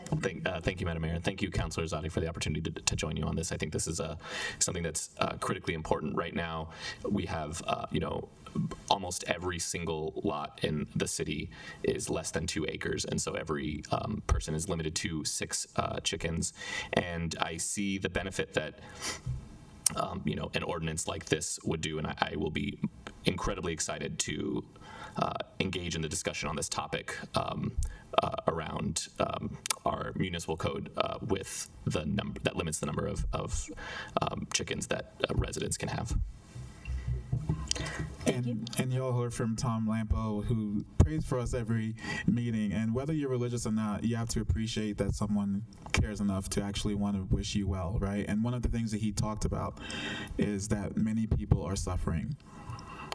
Many Westminster residents right now are suffering. That is why you see me so laser focused on affordability, whether it's childcare or housing or utilities. Groceries is one of those elements that we need to focus on. And when you think about a municipality like Westminster, it's rare, right, to have a municipality that wants to focus on these items. And we are doing that. It's a new era. And what I want to say is that this chicken ordinance, which I'll explain in a second, is a small step, but it's a big, important step, because it not only will do a lot of benefits for us, it'll help to better align, the allowable chicken counts with the amount of available land. It'll support our local economy. It'll lower egg prices because it's going to open up access to egg production for residents, which, as you heard from our speakers earlier, they're selling for much less and at a much higher quality, right? So it's going to have a lot of impact on affordability, but it's just one example of what a municipality can do for its residents, and that's really what this new era is trying to accomplish. Is what we're trying to say is, can you imagine what we can possibly do for you? There is not enough money to do everything, but there is money to do something. And we're working on what that is, and we're prioritizing a lot of things. So, sorry, Mayor, to talk about the actual ordinance. What I'm proposing here comes directly from Cullen and Alejandra. It's basically 6 chickens per acre, up to 30 chickens for lots of 2 acres or more. I've sent a chart as to how that scales up, but by scaling up the production to be based off the land, the size of the available land, I think that just makes it a lot more efficient process, and it will impact affordability. So my motion is to bring back a draft ordinance to amend the current ordinance. I put the number in the email. So draft ordinance for June 22nd, and we can talk more about it during that vote when staff pulls together the memo, but that's the idea. Thank you so much, Councilor. And let's go ahead and do a quick poll as to whether we are willing to put this on our next meeting for, I think it was June 22nd. Thank you. I'll go down the line here. Councilor Hott. Yes. I would defer to staff as to when we could get it on. So city manager sent us an email saying that he has checked in and he can put it on the 22nd. Okay, sure, a draft, but I'd prefer more of a discussion first, but yeah. I will say yes as well, with the hopes that when we look at that draft ordinance, we'll also have a full discussion, but yes. Yes. Yes, and just a note on the timing. I'm normally not one to put timing on it, but given the intricacies of animal husbandry and the need to plan out for growing seasons, there is a bit of a need to adjust this so people can make plans for kind of their year-over-year outlook. Yes. That's good to know. And Councilor Ireland? Yes. Thank you so much. And thank you. Yes, Mayor Pro Tem. I do have a comment about just getting ordinances together without having an opportunity for residents to provide feedback. This is something that would be useful to have our community be able to weigh in on. And so I just want to flag that, throwing something in there that doesn't have community input, as well as being able to look at what makes sense, how does it relate to public health, how does it relate to our other land use, standards, and does that give staff enough time to bring something that is appropriate and works for most of our neighborhoods and our residents. So I just want to flag that for future. And to that point, I'll just add that I hear you on the staff piece that the potential unseen impacts, right? They may need more time to get that together. However, this does have significant community input. It's not just those two that have this issue. There's a lot of people that have reached out to me for years on this that I just haven't been able to think up, like, okay, well, what could this be? Like, what exactly tangibly? But to your point, yes, there's always going to be risk to everything that we do, but it is in our power to do things and move the needle forward. And I think sometimes it takes urgency and not waiting for more studies to be done. So that's all I'll say about that. Thank you both. Okay. Can I say one thing? This yes, Councillor Ireland. Most HOAs do not allow chickens, so at least the ones I live in, or the one I live in, and the ones around it. So I don't think it affects as many people as we think. So just to say that. Thank you, Councillor. All right, that brings us to our consent agenda. Item 9C has been removed from the consent agenda. Do I have a motion for the rest of the items? Councillor Johnson. Thank you, Mayor. I move to approve consent agenda items 9A, 9B, and 9D. Thank you. Councillor Hott. Second. Thank you. Is there any further discussion? Mayor Pro Tem. I just wanted to highlight item B in that we are supporting the Front Range Passenger Rail project, including the joint service plan, city's station location, and connections to regional transit. And it's not often that, you know, as a body, we get to look at these bigger picture issues and impacts to our community and long-term impacts that really go beyond even for us when, you know, the immediate, right? We're just talking about an immediate change and impact, but this is the other side of governing and looking at the long term. How does that impact our economic resilience over 10 years, 20 years, 30, 40, 50. These are long-term decisions. I think it's so important to be making those considerations. And as residents, too, will have that opportunity. So just wanted to highlight that that's what we are doing here in, as part of this consent agenda. Thank you. And I too want to echo, this took a lot of strong support from Mayor Pro Tem and from Sal Pace, from the Front Range Passenger Rail. Thank you for all the work from Chris Chauvin, from our team, and for the state for working with us on this. This was no easy task. So I'm really excited about it. And then I also want to recognize that this also includes our motion to support our firefighters' collective bargaining agreement. And it sounds like those negotiations went well. And so just a really big thank you and congratulations to both teams on either side for making those negotiations happen. And of course, for the ongoing support throughout this year to get us to this point, to get that ordinance passed and now to pass this agreement. So I'm really excited to support our firefighters, and here we go. Councilor Barajas. Yeah, you said it perfectly. Just want to double that echo on the fire union and our staff coming to an agreement and the collective bargaining agreement. And just thank you to both, everyone who participated in that discussion, and for particularly the expertise that kind of staff brought to that conversation with their communication and openness. So thank you. Councilor Azadi. I'll triple down on that and just say thank you for that collaboration between the union and the city, and every single firefighter tonight who works for Westminster needs to be really proud of the organization that they work for. Thank you. Roll call, please.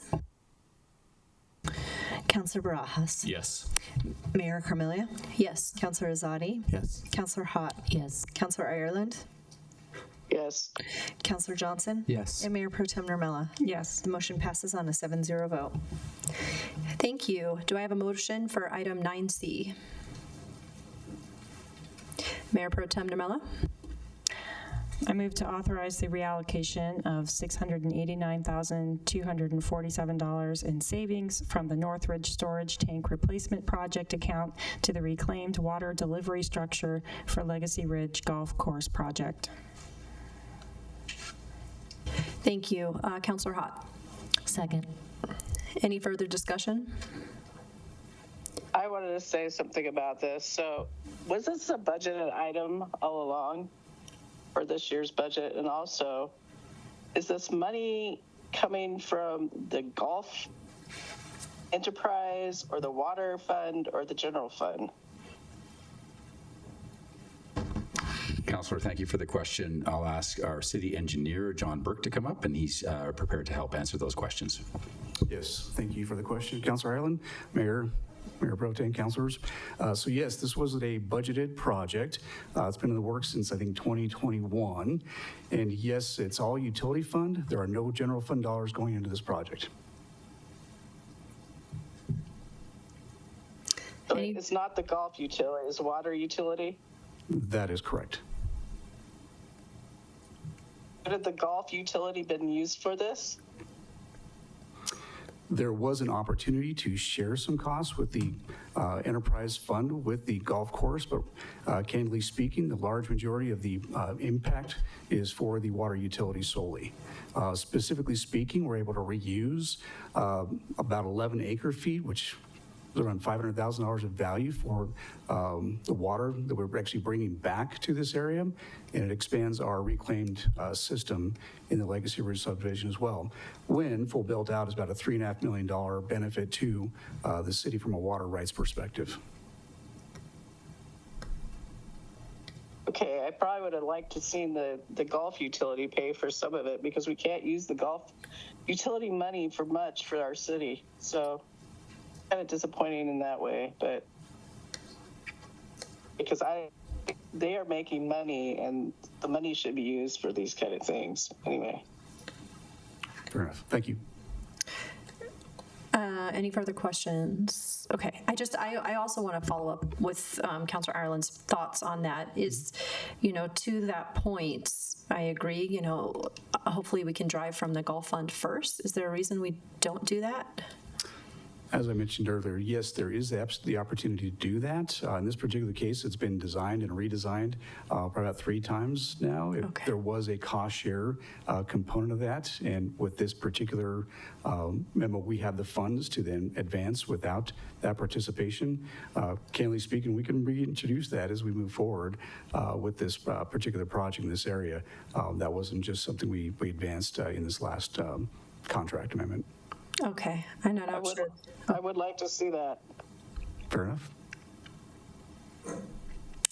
We can get a contract amendment, our way afterwards, after the vote, it sounds like, perhaps? The contract itself, we approved that. As far as moving funds between accounts is what that action would need to be. I see, okay. And thank you for the explanation. I don't think it's very clear to me, but I'm trying to understand, so thank you. I appreciate it. Any further questions on this? Councilor Rosati. I just want to echo similarly on the golf enterprise. I think we do actually make a lot of money in the golf enterprise, and we don't have much use for it. Not for this project. I understand why it's water for this one, but just in general, city managers, just to keep in mind, maybe that's a discussion we should have if there's any way we can actually use the money that we make from the golf enterprise for the rest of the city. That'd be great. Yeah, and I think we're having another budget discussion soon, so thank you, John Burke, appreciate you. All right, roll call, please. Mayor Carmelia. Yes. Councilor Rosati. Yes. Councilor Hott. Yes. Councilor Ireland. Yes. Councilor Johnson. Yes. Mayor Pro Tem Normella. Yes. And Councilor Barajas. Yes. The motion passes on a 7-0 vote. Thank you. Mayor Pro Tem Normella. I move to authorize the city manager to execute a contract amendment with Stantec Consulting Services, Inc. for final engineering design modification services and engineering services during construction for the reclaimed water delivery structure for Legacy Ridge Golf Course project in the amount of $97,029, increasing the total contract amount from $505,353 to $602,382 for a total authorized expenditure with this contract not to exceed $602,382. Thank you. Councilor Hott? Second. Any further discussion? Roll call, please. Councilor Rosati. Yes. Councilor Hott. Yes. Councilor Ireland. Yes. Councilor Johnson. Yes. Mayor Pro Tem Normella. Yes. Councilor Barajas. Yes. And Mayor Carmelia. Yes. The motion passes on a 7-0 vote. Thank you. Mayor Pro Tem? I move to authorize the city manager to execute a contract with Mid-City Corporation for construction of the reclaimed water delivery structure for Legacy Ridge Golf Course project in the amount of $865,201 with a city-held contingency of $86,520 for a total authorized expenditure with this contract not to exceed $951,721. Councillor Hott? Second. Any further discussion? Roll call, please. Councillor Hott. Yes. Councillor Ireland. Yes. Councillor Johnson. Yes. Mayor Pro Tem Nurmela. Yes. Councillor Barajas. Yes. Mayor Carmelia. Yes. And Councillor Azadi. Yes. The motion passes on a 7-0 vote. Thank you. There are no appointments or resignations this evening, and there are no public hearings this evening, which moves us to new business. We will now move on to the first reading of Councilor Bill number 19. Do I have a motion? Presentation, staff. Oh, staff presentation, excellent. Welcome.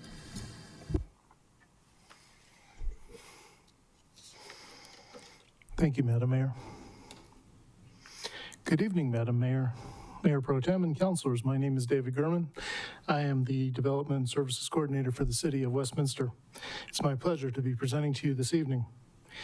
On April 13th of this year, the City of Westminster enacted Ordinance Number 4339, which placed a 6-month moratorium on the review of or issuance of land use approvals, building permits, or business licenses for new event centers meeting certain locational criteria within the city. At issue was a recognition that the rules in place for the regulation of event centers within the city were inadequate to mitigate the impacts associated with event centers, especially in the face of their rapidly changing nature. Staff has worked diligently since the moratorium went into effect and is proud to present new regulations for your consideration this evening. As a part of bringing these regulations forward, a staff memo has been prepared and a new ordinance has been crafted. The first task that staff tackled was to create new definitions for event centers, which had previously been combined with religious land uses and other forms of public assembly. The new regulations introduce definitions for both event centers and what we're calling live entertainment venues, and separate religious assembly land uses into their own use category. As you can see in this graphic, these new definitions split the land use and define it based upon the level of intensity and impact. This allows the city to provide meaningful regulation for each level of land use in a fair and sustainable manner. The lower impact event center is the more traditional, familiar version of the land use. The photos on this slide and the next help to provide visual understanding of the level of intensity experienced with event centers, such as private parties, receptions, weddings, and celebrations of life. These types of gatherings rarely create adverse impacts upon city resources or upon neighboring land uses. They exist harmoniously within many settings and usually cater to smaller, family-focused private affairs. The higher impact live entertainment venues are newer additions to the landscape of the city. The photos on this slide and the next again help to provide visual context. With live entertainment venues, expect to see bigger, more intensive events that are open to the general public, like sporting events, concerts, musicians, and live performances. Events like these are likely to attract participation from patrons from both within and outside of the city and may generate large crowds. Live entertainment venues have a far greater likelihood of negatively impacting city resources and neighboring land uses. For this reason, they are carefully regulated with the proposed new rules, which require separation and a higher level of scrutiny to minimize the risk of adverse impacts occurring. To bring forth thoughtful and carefully considered regulations, several sections of the Westminster Municipal Code are proposed to receive updates, and an entirely new section, 11.4.20, Event Centers and Live Entertainment Venues, has also been created for your consideration. Staff members from Community Services, Police, Fire, Finance, City Clerk's Office, Public Works and Utilities, City Manager's Office, and City Attorney's Office all contributed input to the new code sections. This table is part of the proposed new regulations. As you can see, with the changes before you for consideration, future live entertainment venues will be restricted to standalone locations and no longer allowed within shopping centers. It should be noted that, as with all new zoning and land use regulation, the changes proposed are not retroactive and will only apply to future event centers and live entertainment venues. The goal of the new regulations is not to eliminate existing or prohibit future event centers or live entertainment venues, but instead to ensure their harmonious inclusion into the city, focusing on appropriate sizing, compatible siting, and mitigating to the greatest extent possible potentially adverse impacts. For this reason, staff recommends the City Council pass Councilor's Bill number 19 on first reading. It should be noted that upon final approval at second reading, this new ordinance will also repeal the aforementioned moratorium enacted on April 13th. Thank you very much for your attention this evening. Planning Manager John McConnell is here with me this evening, and we will both be happy to answer any questions that you may have. Thank you so much. Council questions? I think we need a motion first. You're correct. May I have a motion, please? Councilor Brajas. I move to pass first reading of Councilor's Bill number 19, amending Title 11 of the Westminster Municipal Code to provide a regulatory framework for event centers and live entertainment venues, and to repeal ordinance number 4339. Thank you. Second, Councilor Hott. Second. Thank you. And questions, comments, and discussion? Councilor Johnson.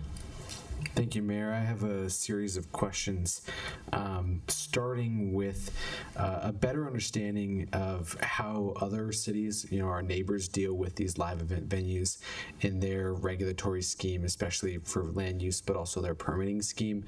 I assume that this, you all did really good due diligence work in putting this together for a proposal, but I'm curious if you were able to look at places like Arvada or like Denver that have, similarly situated or larger cities that also deal with larger event venues. We did, and we actually had individuals come from other cities to chat with us about their experiences and about their regulations.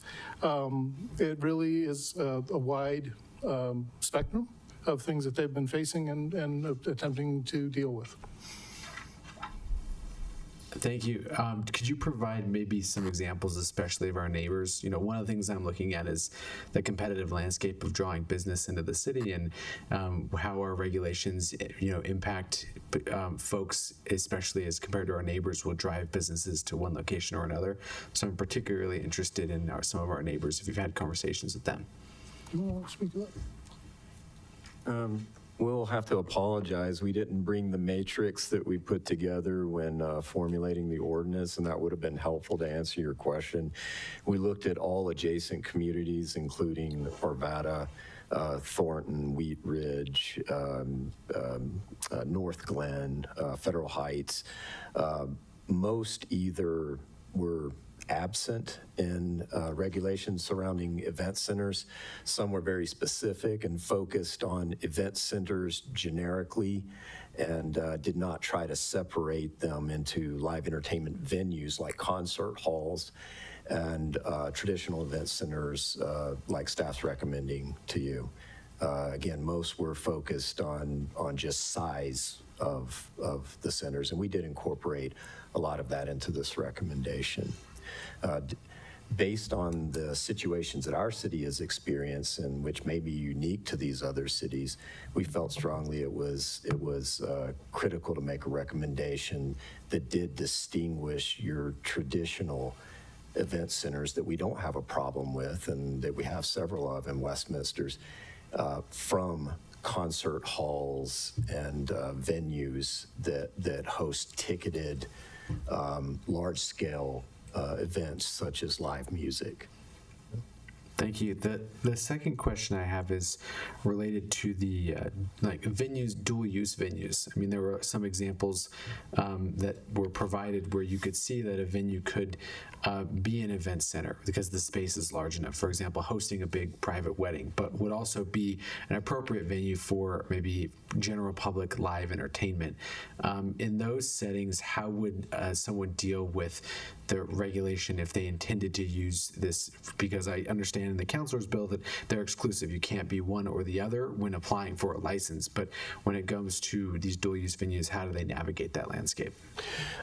These two definitions, one for live entertainment venue and the other for event center, were intentionally designed to distinguish between the two. So if you're an event center by definition, you can't also be a live entertainment venue. So event centers in the traditional sense, something like the Establishment, the former Noah's, is a good example. And Mr. Gurman showed some images of those types of event centers. They typically host private events, wedding, bar mitzvahs, and other celebrations. They're not open to the general public. They're not ticketed. And so those event centers typically fall within that category, and they don't normally deviate. What we were trying to distinguish here is those event centers from literal concert halls, where it's open to the general public. You have to buy a ticket to get in. It's not exclusive by any means. So yeah, this does not interchange those two things. But one of the things I'm trying to kind of figure out is if I have a special permit for an live entertainment venue, and but I also, there's interest in hosting weddings at my venue because of the space and the size and the location, because that's not an allowable use under your special permit for your live entertainment venue. Are you able or allowed to seek out, would you have to seek out in order to host those events in an event center special license? And what, because what you're saying is they're exclusive and they can't be the same. So if someone wanted to be both, could they hold both licenses, or would they be prohibited from doing that? We're still working with the city clerk's office on the licensing. We're just proposing the land use regulations around that. So I really can't speak to the future proposal for license amendments if there are any, and I do believe we're working on some. Yeah, but no, it wouldn't depend on a license. This is strictly land use. But sorry if I wasn't clear. But because in order to get those licenses, it has to be under the allowable land use. The land use wouldn't permit one of these live entertainment venues from also hosting these private events anymore. Is that correct? Not as currently written. No.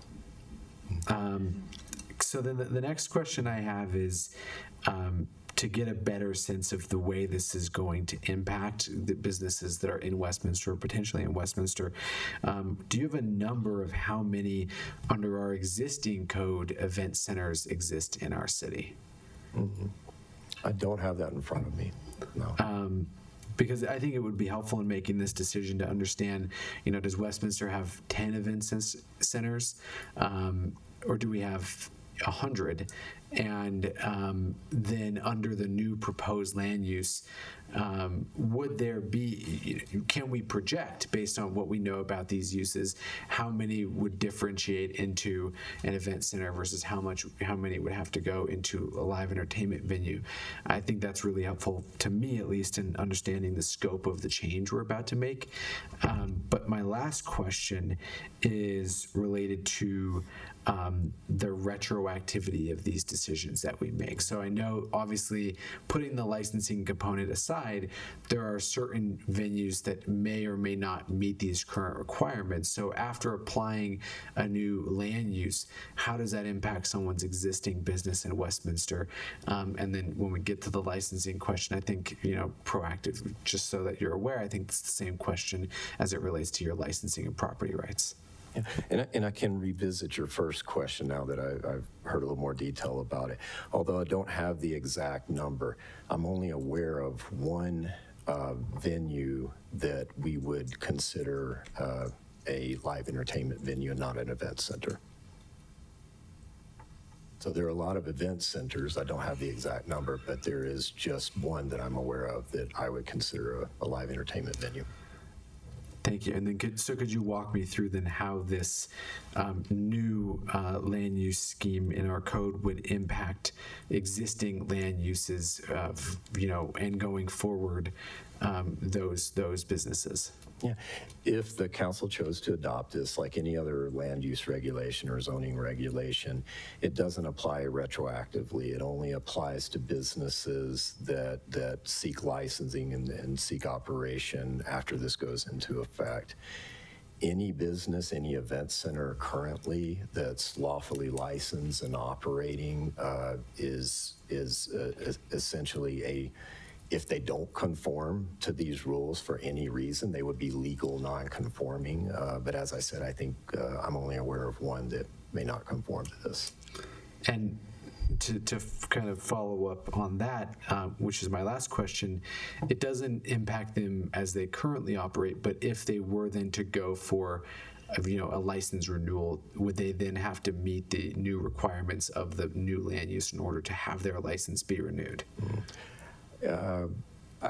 With your permission, I'd like to refer that question to the clerk's office. I'm not as familiar with the license process. I'm sorry, I don't have that answer right in front of me. I can get back to you on that. Thank you. Thank you, John. And that's all the questions I have, Mayor. Thank you. Mayor Pro Tem.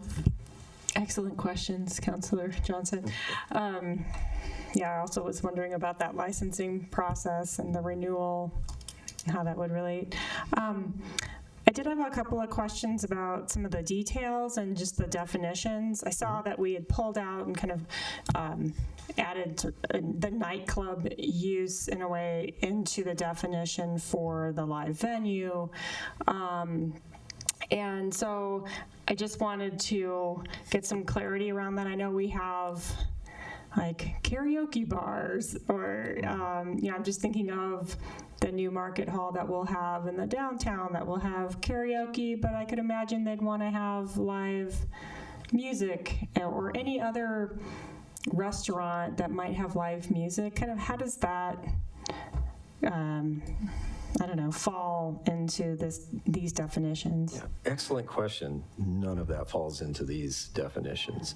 So you have all across our city and other cities restaurants and bars.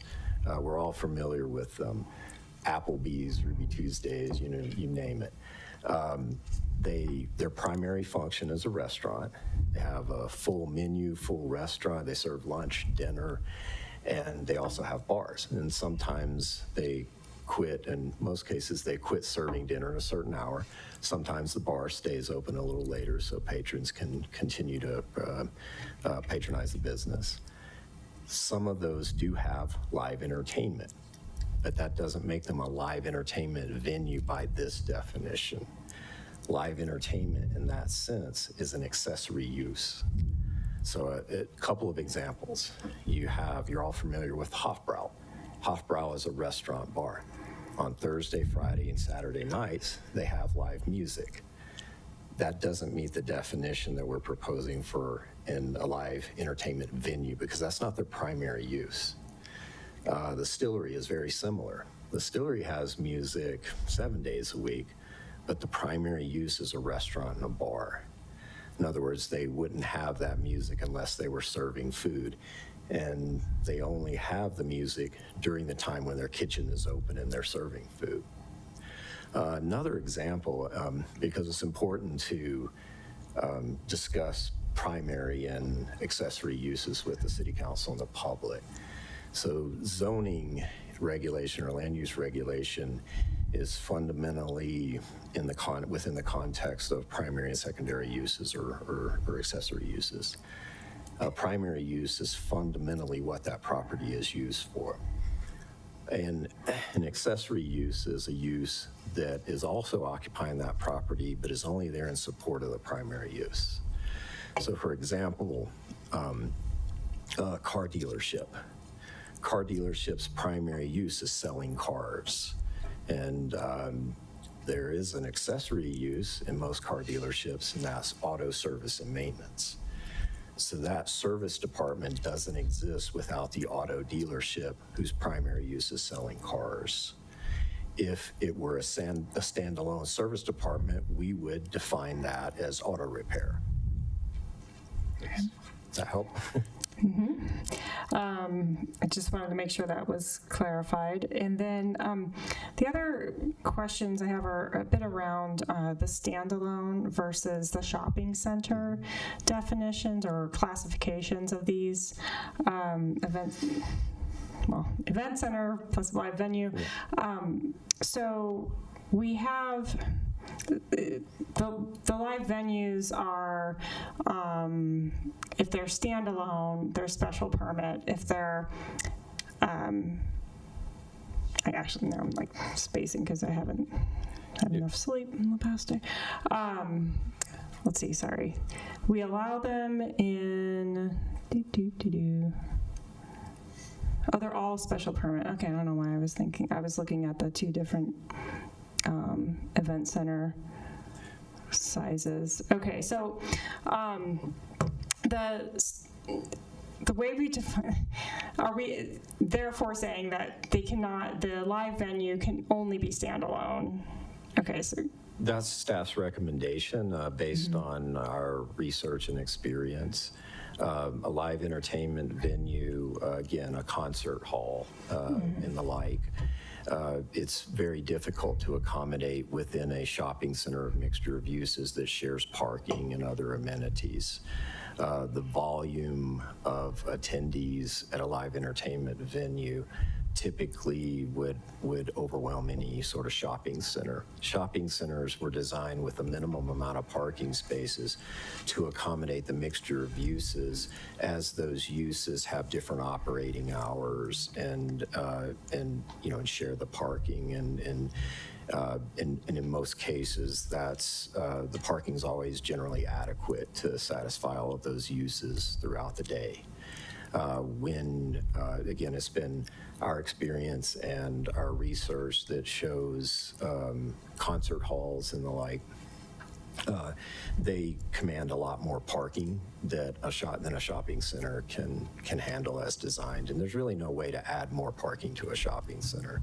So our recommendation would be to just strictly prohibit true live entertainment venues and shopping centers for that reason.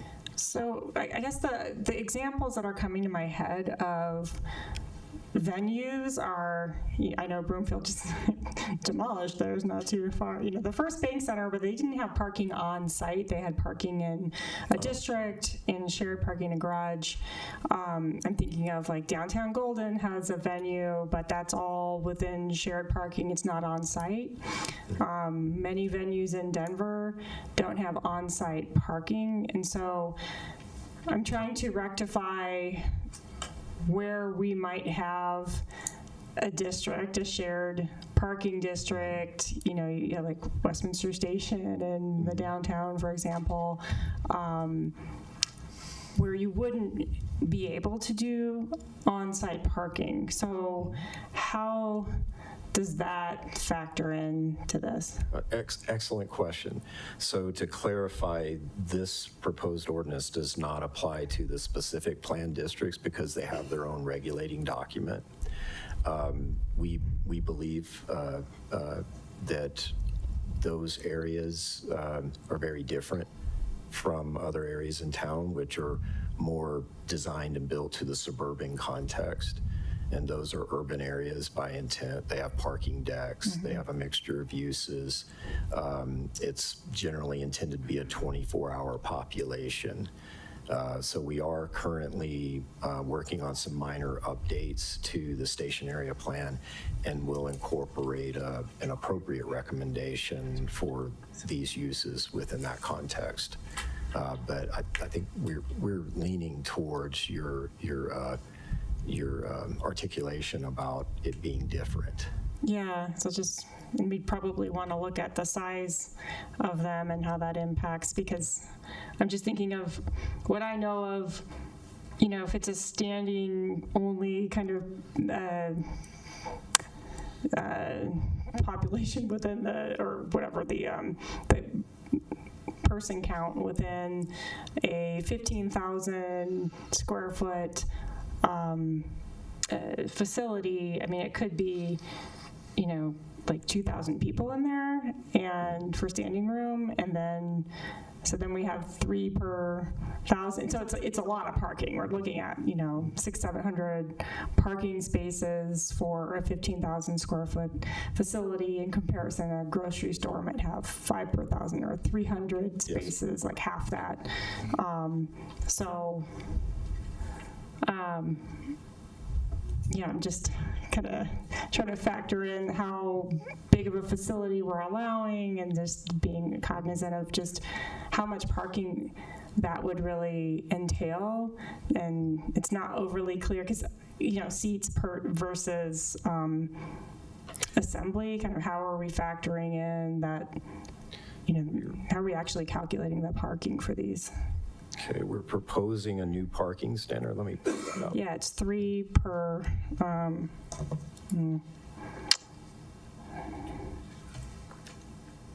where the heck is it? 1 space per, wait a minute, that's 1 space per 300 square feet of gross floor area. Is that right? So the standalone event center would be 1 parking space per 3 patrons and staff members. And so how that's calculated is through the building permit process, where the occupancy is established based on the design of the building. So once we get the building permit for review, we understand how many people the venue can hold, and then we would base the parking determination based on that. Okay. Which could be kind of high. That's all I'm saying. It can be very high, yes. Well, and it underscores our recommendation that specifically the live entertainment venues would almost in all cases overwhelm a shopping center that was designed for a different mixture of uses. Live entertainment venues, from our research and experience, the nature of those have changed over the years. You mentioned the First Bank Center. You can think of a lot of other large concert arenas. What we're seeing across the metro, though, are smaller venues, more intimate venues that cater to, not the same scale or the same type of acts that would fill a stadium. Yeah. So these smaller concerts are looking for venues like this. Okay, finally, my last question was the separation between the live venues. It's only 300 feet. I'll ask Mr. Gurman to respond to that. Okay. So there isn't an absolute separation. They're recommended, but the live entertainment venues would always have an SUP involved. So that would mean that you would look at the context-specific factors that come into play. An area with abundant parking and a lot of elements that could provide separation, sound deadening, space, distance, what have you, could be looked at much differently than if 2 such establishments wanted to go right next to each other. And we don't have a limit on how many. It's only 300 feet. Right, but again, as an SUP, it goes to Planning Commission, and the Planning Commissioners are empowered by the ordinance to add additional conditions of approval as deemed necessary by their review. Okay. And finally, on the question that Councilor Johnson had regarding the events, the sort of exclusiveness of the definitions of the exclusiveness of the uses that we're now defining, I'm open to the idea of a live event venue, since it's a more intensive use, being also able to have a less intensive use of the event center, not the other way around, but I'm just thinking of, sometimes in industrial districts, we have the allowance for a restaurant or something. So backwards compatibility with event centers. So in other words, maybe the council is interested in allowing live entertainment venues being the more intense use. Also being able to allow traditional event center type activities as long as they're defined as a live entertainment venue and meeting those location criteria. Yeah. But not reverse compatible where event centers can become concert halls. Yes. Okay. I'm done. Thanks, guys. Mayor? Yes. May I address Councilor Johnson's question? I have an answer here. So the business license, you were speaking about the business license, not the liquor license, correct? Those renewals are administrative. They would not go back through a land use look or anything like that unless the use changed or something. Yeah, unless occupancy or use changed. If the business was staying as is, it would just be approved. It would not go back through the process. So it would still, if it conforms today, it will still be conforming when this goes into effect. Thank you. Councilor Brahaus. Thank you. I have a few questions, but I do want to note that I am intending to withdraw my motion so that staff can kind of delineate some of this feedback a little bit more before it's brought back to us again. But I do want to continue this discussion, or keep my motion in place so we can continue the discussion, and then I'll withdraw it at the very end, and then someone else can either, if they feel adamant about passing it now, they can make the motion on their own. So some questions that I have. In terms of land use process or kind of designation, I'm still in my, preliminary classes for my land use degree that I need to sit in this chair. As this is, it's written, there won't need to be a comp plan amendment, or would there need to be a comp plan amendment then for someone who wants to, if they buy like an old, standalone Walmart or Costco or something, and then they want to turn that into a live event center, would they need a comp plan amendment? Because is this something, a brand new designation that we would need to be adding into it? No, they would not. Okay. This would be allowed in commercial zones like other commercial land uses would be. So now if they were proposing this land use on something that has a comp plan designation of residential, yes, they would have to seek that. Great. Thank you for the clarification on that. In terms of the 300-foot setback, the language, and it says, and I scrolled and lost my the exact verbiage, but it said essentially something used or zoned as residential. What would classify something being used as residential but not zoned? That's a very good question. Occasionally, now this is kind of rare in the city of Westminster, you might have a legal non-conforming residence that was built in the 1950s or 60s, and over time the city rezoned that property for a commercial use or vice versa. Okay. And so it wouldn't necessarily be like, if someone owns like a tire shop next to an event center or a live event center, that if they start spending the night there, then they can like pull this back or something. No, we would look for an actual dwelling unit. Okay. It could be a house or an apartment or whatever. So it may be, say, an apartment. It's occupied and used as a residence, but it might be zoned commercial, because the city took steps to rezone it at some point in the past, and it's just continued. Okay, and then so in that case, in the event, let's just say someone buys that, tire shop and comes to us and asks for an amendment to make that into an apartment building, and we approved that means this event center would then be in violation, or would they be like grandfathered into like the land use? They would still be conforming because they didn't initiate that use or that change that affected that regulation. Okay. That makes sense. And then, thank you, and feel free to comment on this if you can. This is probably more for our city clerk or potentially city attorney, but with it, you know, if we were to pass something like this and the land use were to change, I guess my question would be,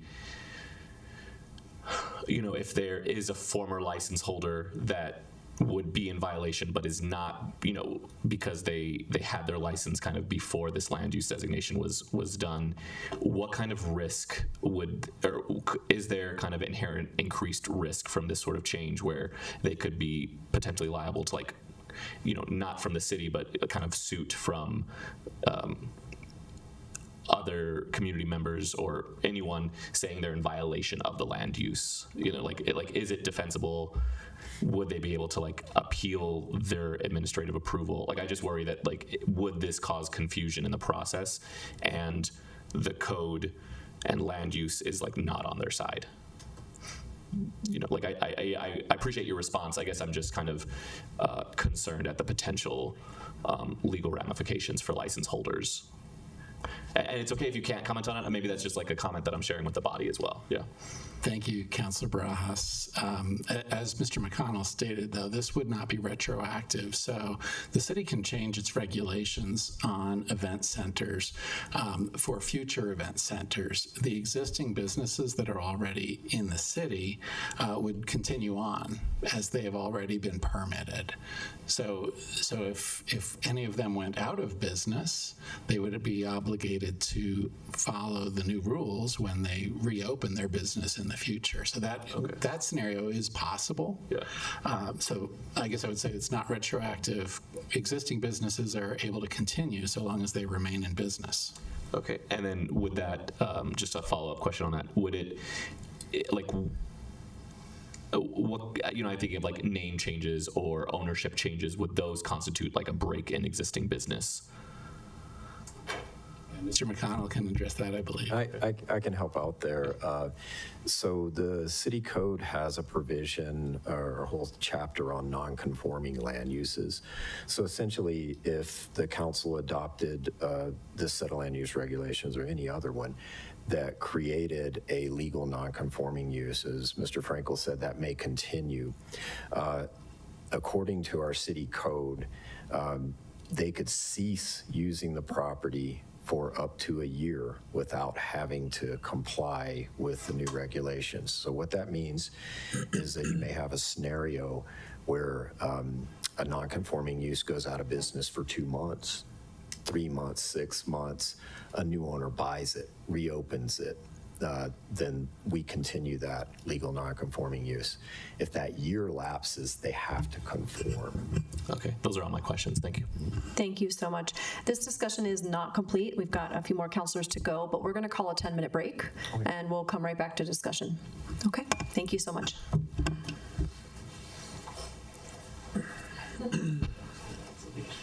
What does it mean? Yeah, doesn't mean this time.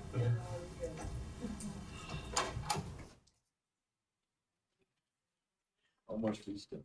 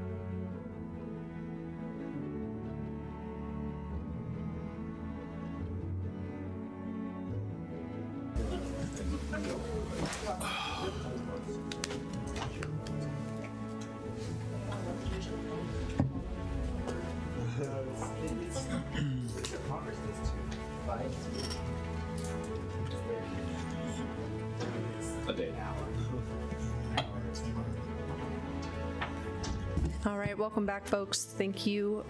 And back to council discussion. I believe that next we had Councilor Azadi.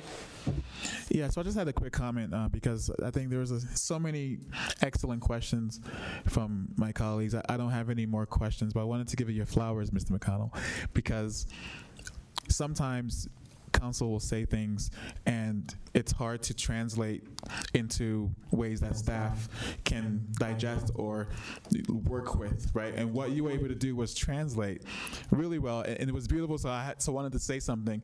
The backwards compatibility, right? The need to ask. You heard all the questions, you heard all the concerns, and you translated that into, so it should be backwards from live to events and not the other way. And you got head nods. So that was a really good job. I just wanted to give you your flowers for that. And Councilor Johnson, that was an excellent set of questions. Thank you. Before we circle back to Councilor Johnson, Councilor Ireland, did you have anything?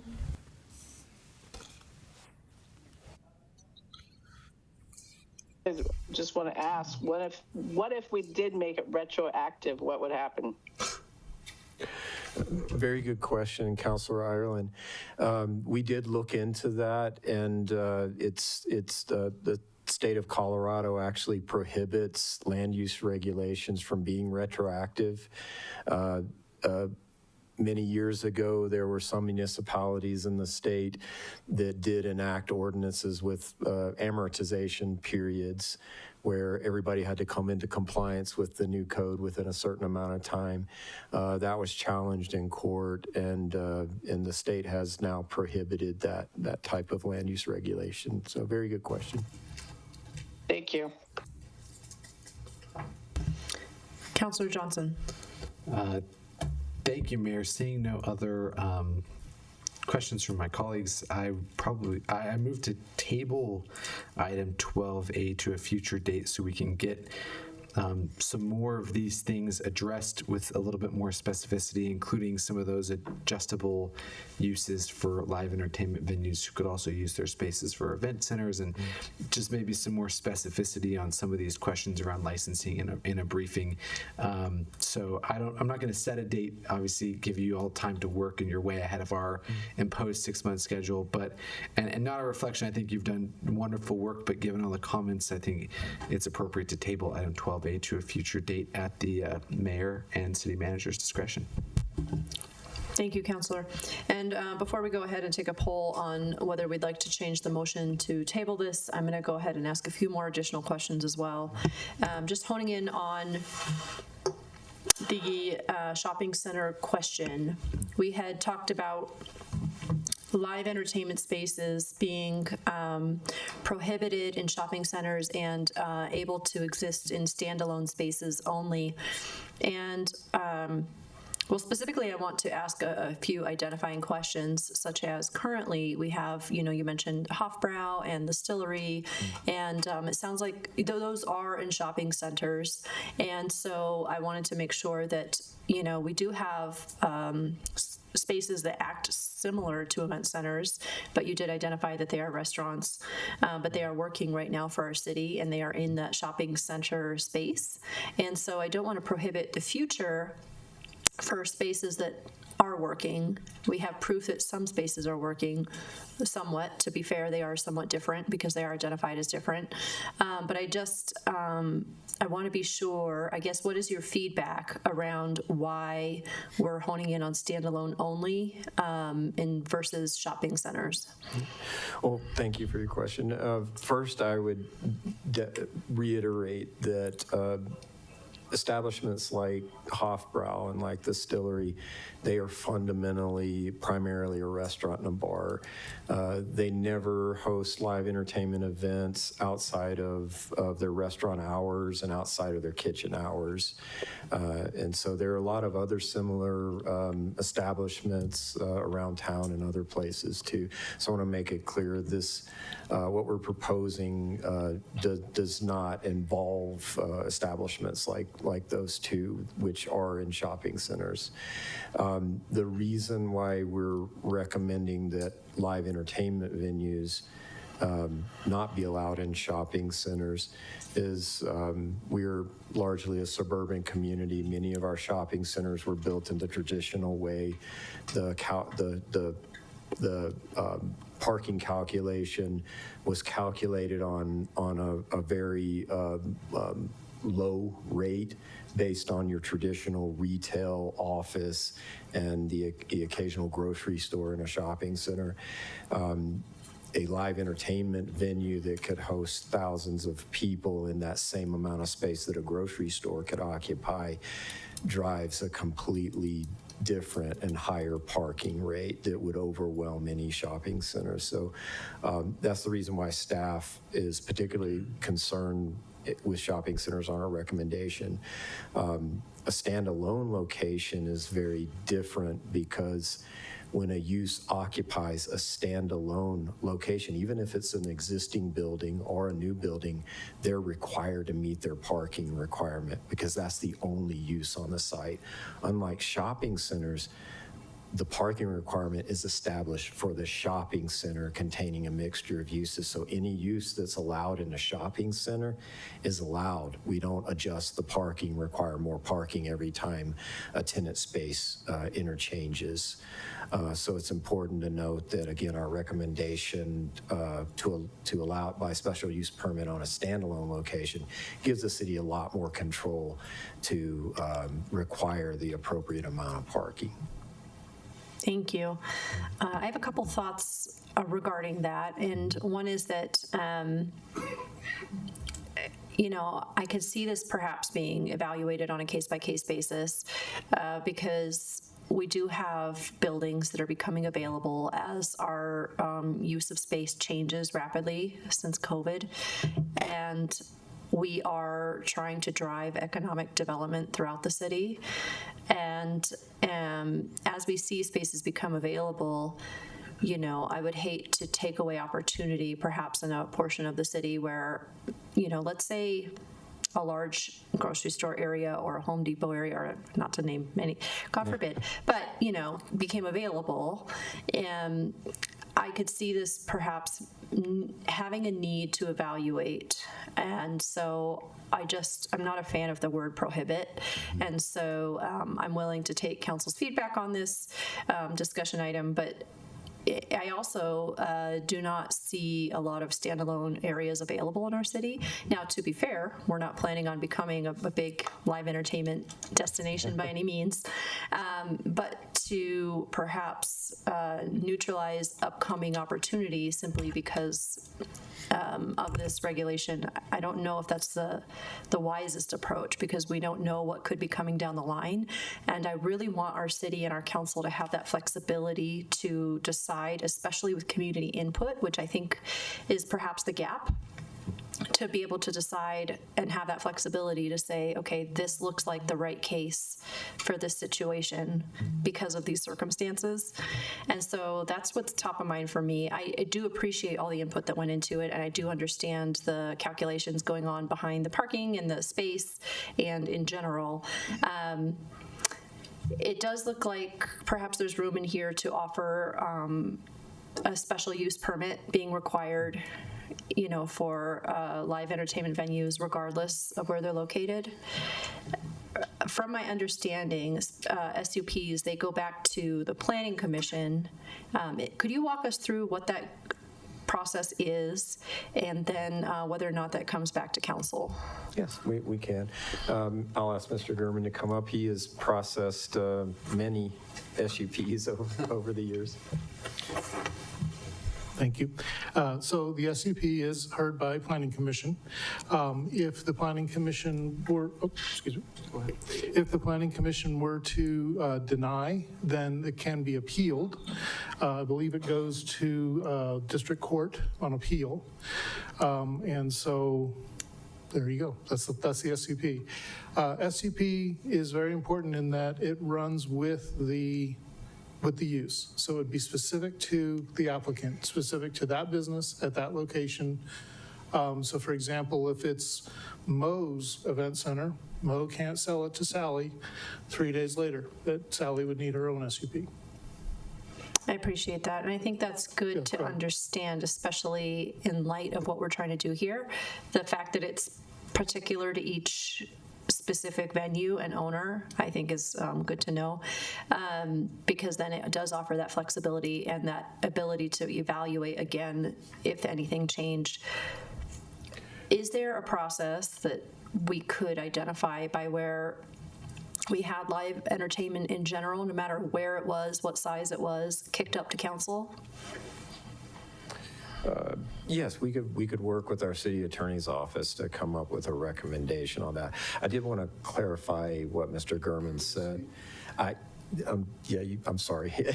I think you were probably referring to conditional uses or another provision, but there is a provision I'm looking at in the city code under the special use permit section.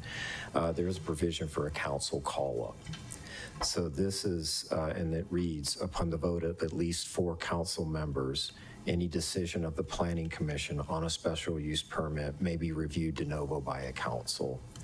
So there is a mechanism after the Planning Commission hears and makes a decision, and it doesn't specify whether that decision was for or approval or denial, but the council can, by a vote, take that up. Mm-hmm. Thank you. So it is possible. Personally, I would love to see that. I'm willing to hear other thoughts on that, especially seeing as live entertainment is so few and far between here. And it sounds like at the moment we've got perhaps one in the city. If it sounds like these would be spaced far enough in between for review that I don't think that it would cloud our agenda too much, is what I'm seeing. I agree. And you know, this will be a rare occasion that we see something that likely fits into this definition over time. Thank you. But it's not unreasonable to think it would happen. Right. Thank you. Okay. With that, I think. Oh, do we have more comments? Okay. I'll just close my thoughts by saying thank you. I know this was a lot of work, and you did it in a very short amount of time. And so I appreciate the urgency by which you all completed this work. So very much thank you. I know that you went through a lot to create this. And I also want to say, you know, we're doing this because we care a lot about our city, and we want to be strategic, and we want to plan wisely. And just my own thoughts and the thoughts I think I can share with folks on council from their questions are really trying to think long-term down the line. We are by no means about coursing. You know, we want to make sure we have the right plan for the city and that we hone in on our definitions and we make sure that we're doing wise choices. And, you know, we are making sure that we continue opportunity and investment for the city. And I really say that because third spaces are a concentrated area for us right now, and getting that engagement from the residents is so important. And so really trying to be creative about the use of our spaces is important. And things that come to mind are, you know, that new downtown where we've got the partnership with the chamber. You know, I wondered, okay, is that part of this? And then, you know, is Vatos Tacos part of this? And is you know, the Red Lotus? I have all these questions, you know, and I think you answered a lot of those, but that's where my mind is, as well as breweries and distilleries, and often they have open mic night, and that's great. That's what we want to see, right? And by no means do we want to hush any of that up throughout the city, right? We want to bring the city to life in ways that make sense for the neighborhood. So thank you. Mayor Pro Tem. Just as you're potentially evaluating a few more of these things, I was just wondering if we could look at a maximum size for the entertainment venue, and to the mayor's thinking around the prohibited and having some sort of flexibility around that. Maybe there's a size relationship with that as well. So I just wanted to throw that out there. And also, just for consideration as you look at the permitted zones, whether you might have industrial or, is there, as you think about intense uses being paired with other intense uses, but just throwing that out there. And I guess just one thought with respect to the specific plans. I'm not remembering if they have in their use tables a lot, anything like this, but would be good to, like you said, we are going to propose an update on several minor items within the station area plan first. I will say that both plans, the regulating documents, list the current definition of event centers, which combine it with churches and pretty much anything. So we'd like to align that with whatever the council adopts here. Okay, so you might do that after. Okay, all right. Thank you, and thanks, Mayor. Thank you. Any further thoughts on discussion before we? Okay, in that case, Councilor Johnson did have a motion to table this item. Do I have a second for that?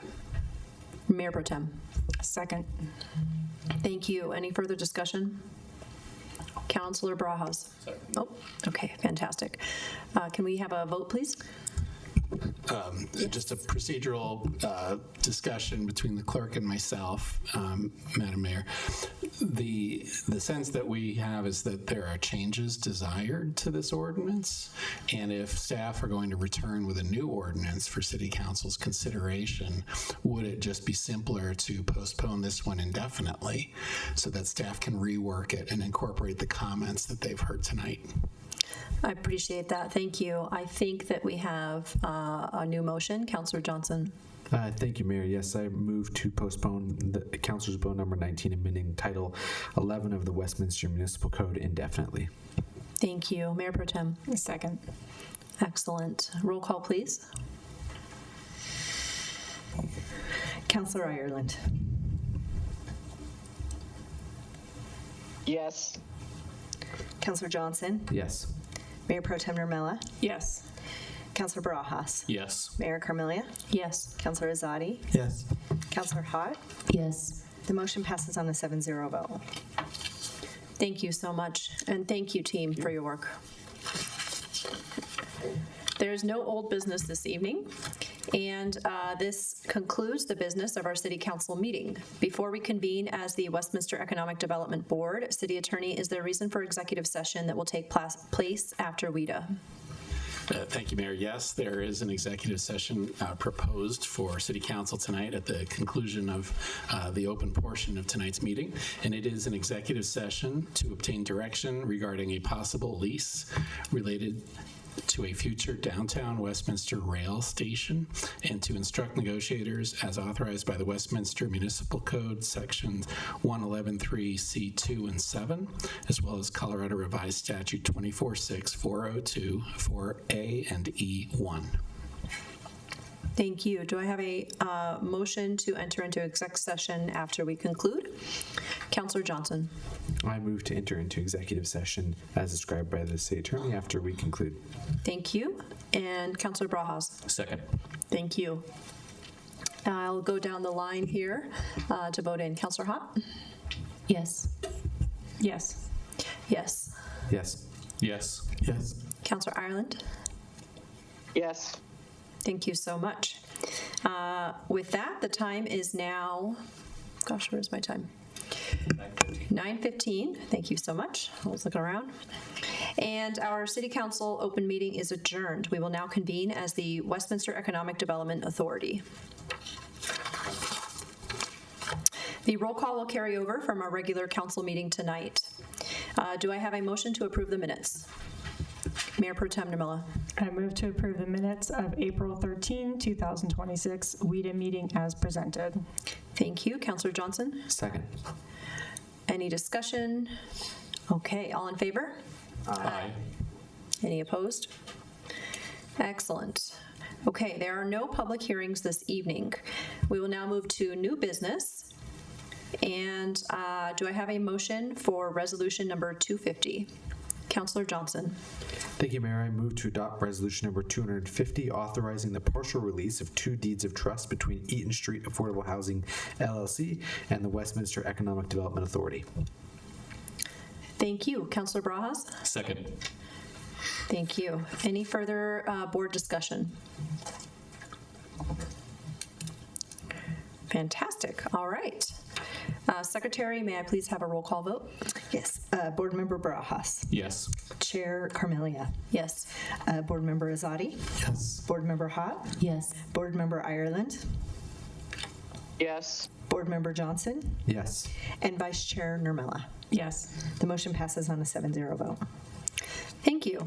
The time is now 9:16 and the public portion of our meeting is adjourned. We will now go into the boardroom for our post-meeting exec session. Thank you for attending this evening's meeting. Councilor Ireland, please switch to the executive session link that I sent you earlier. All right. Thank you.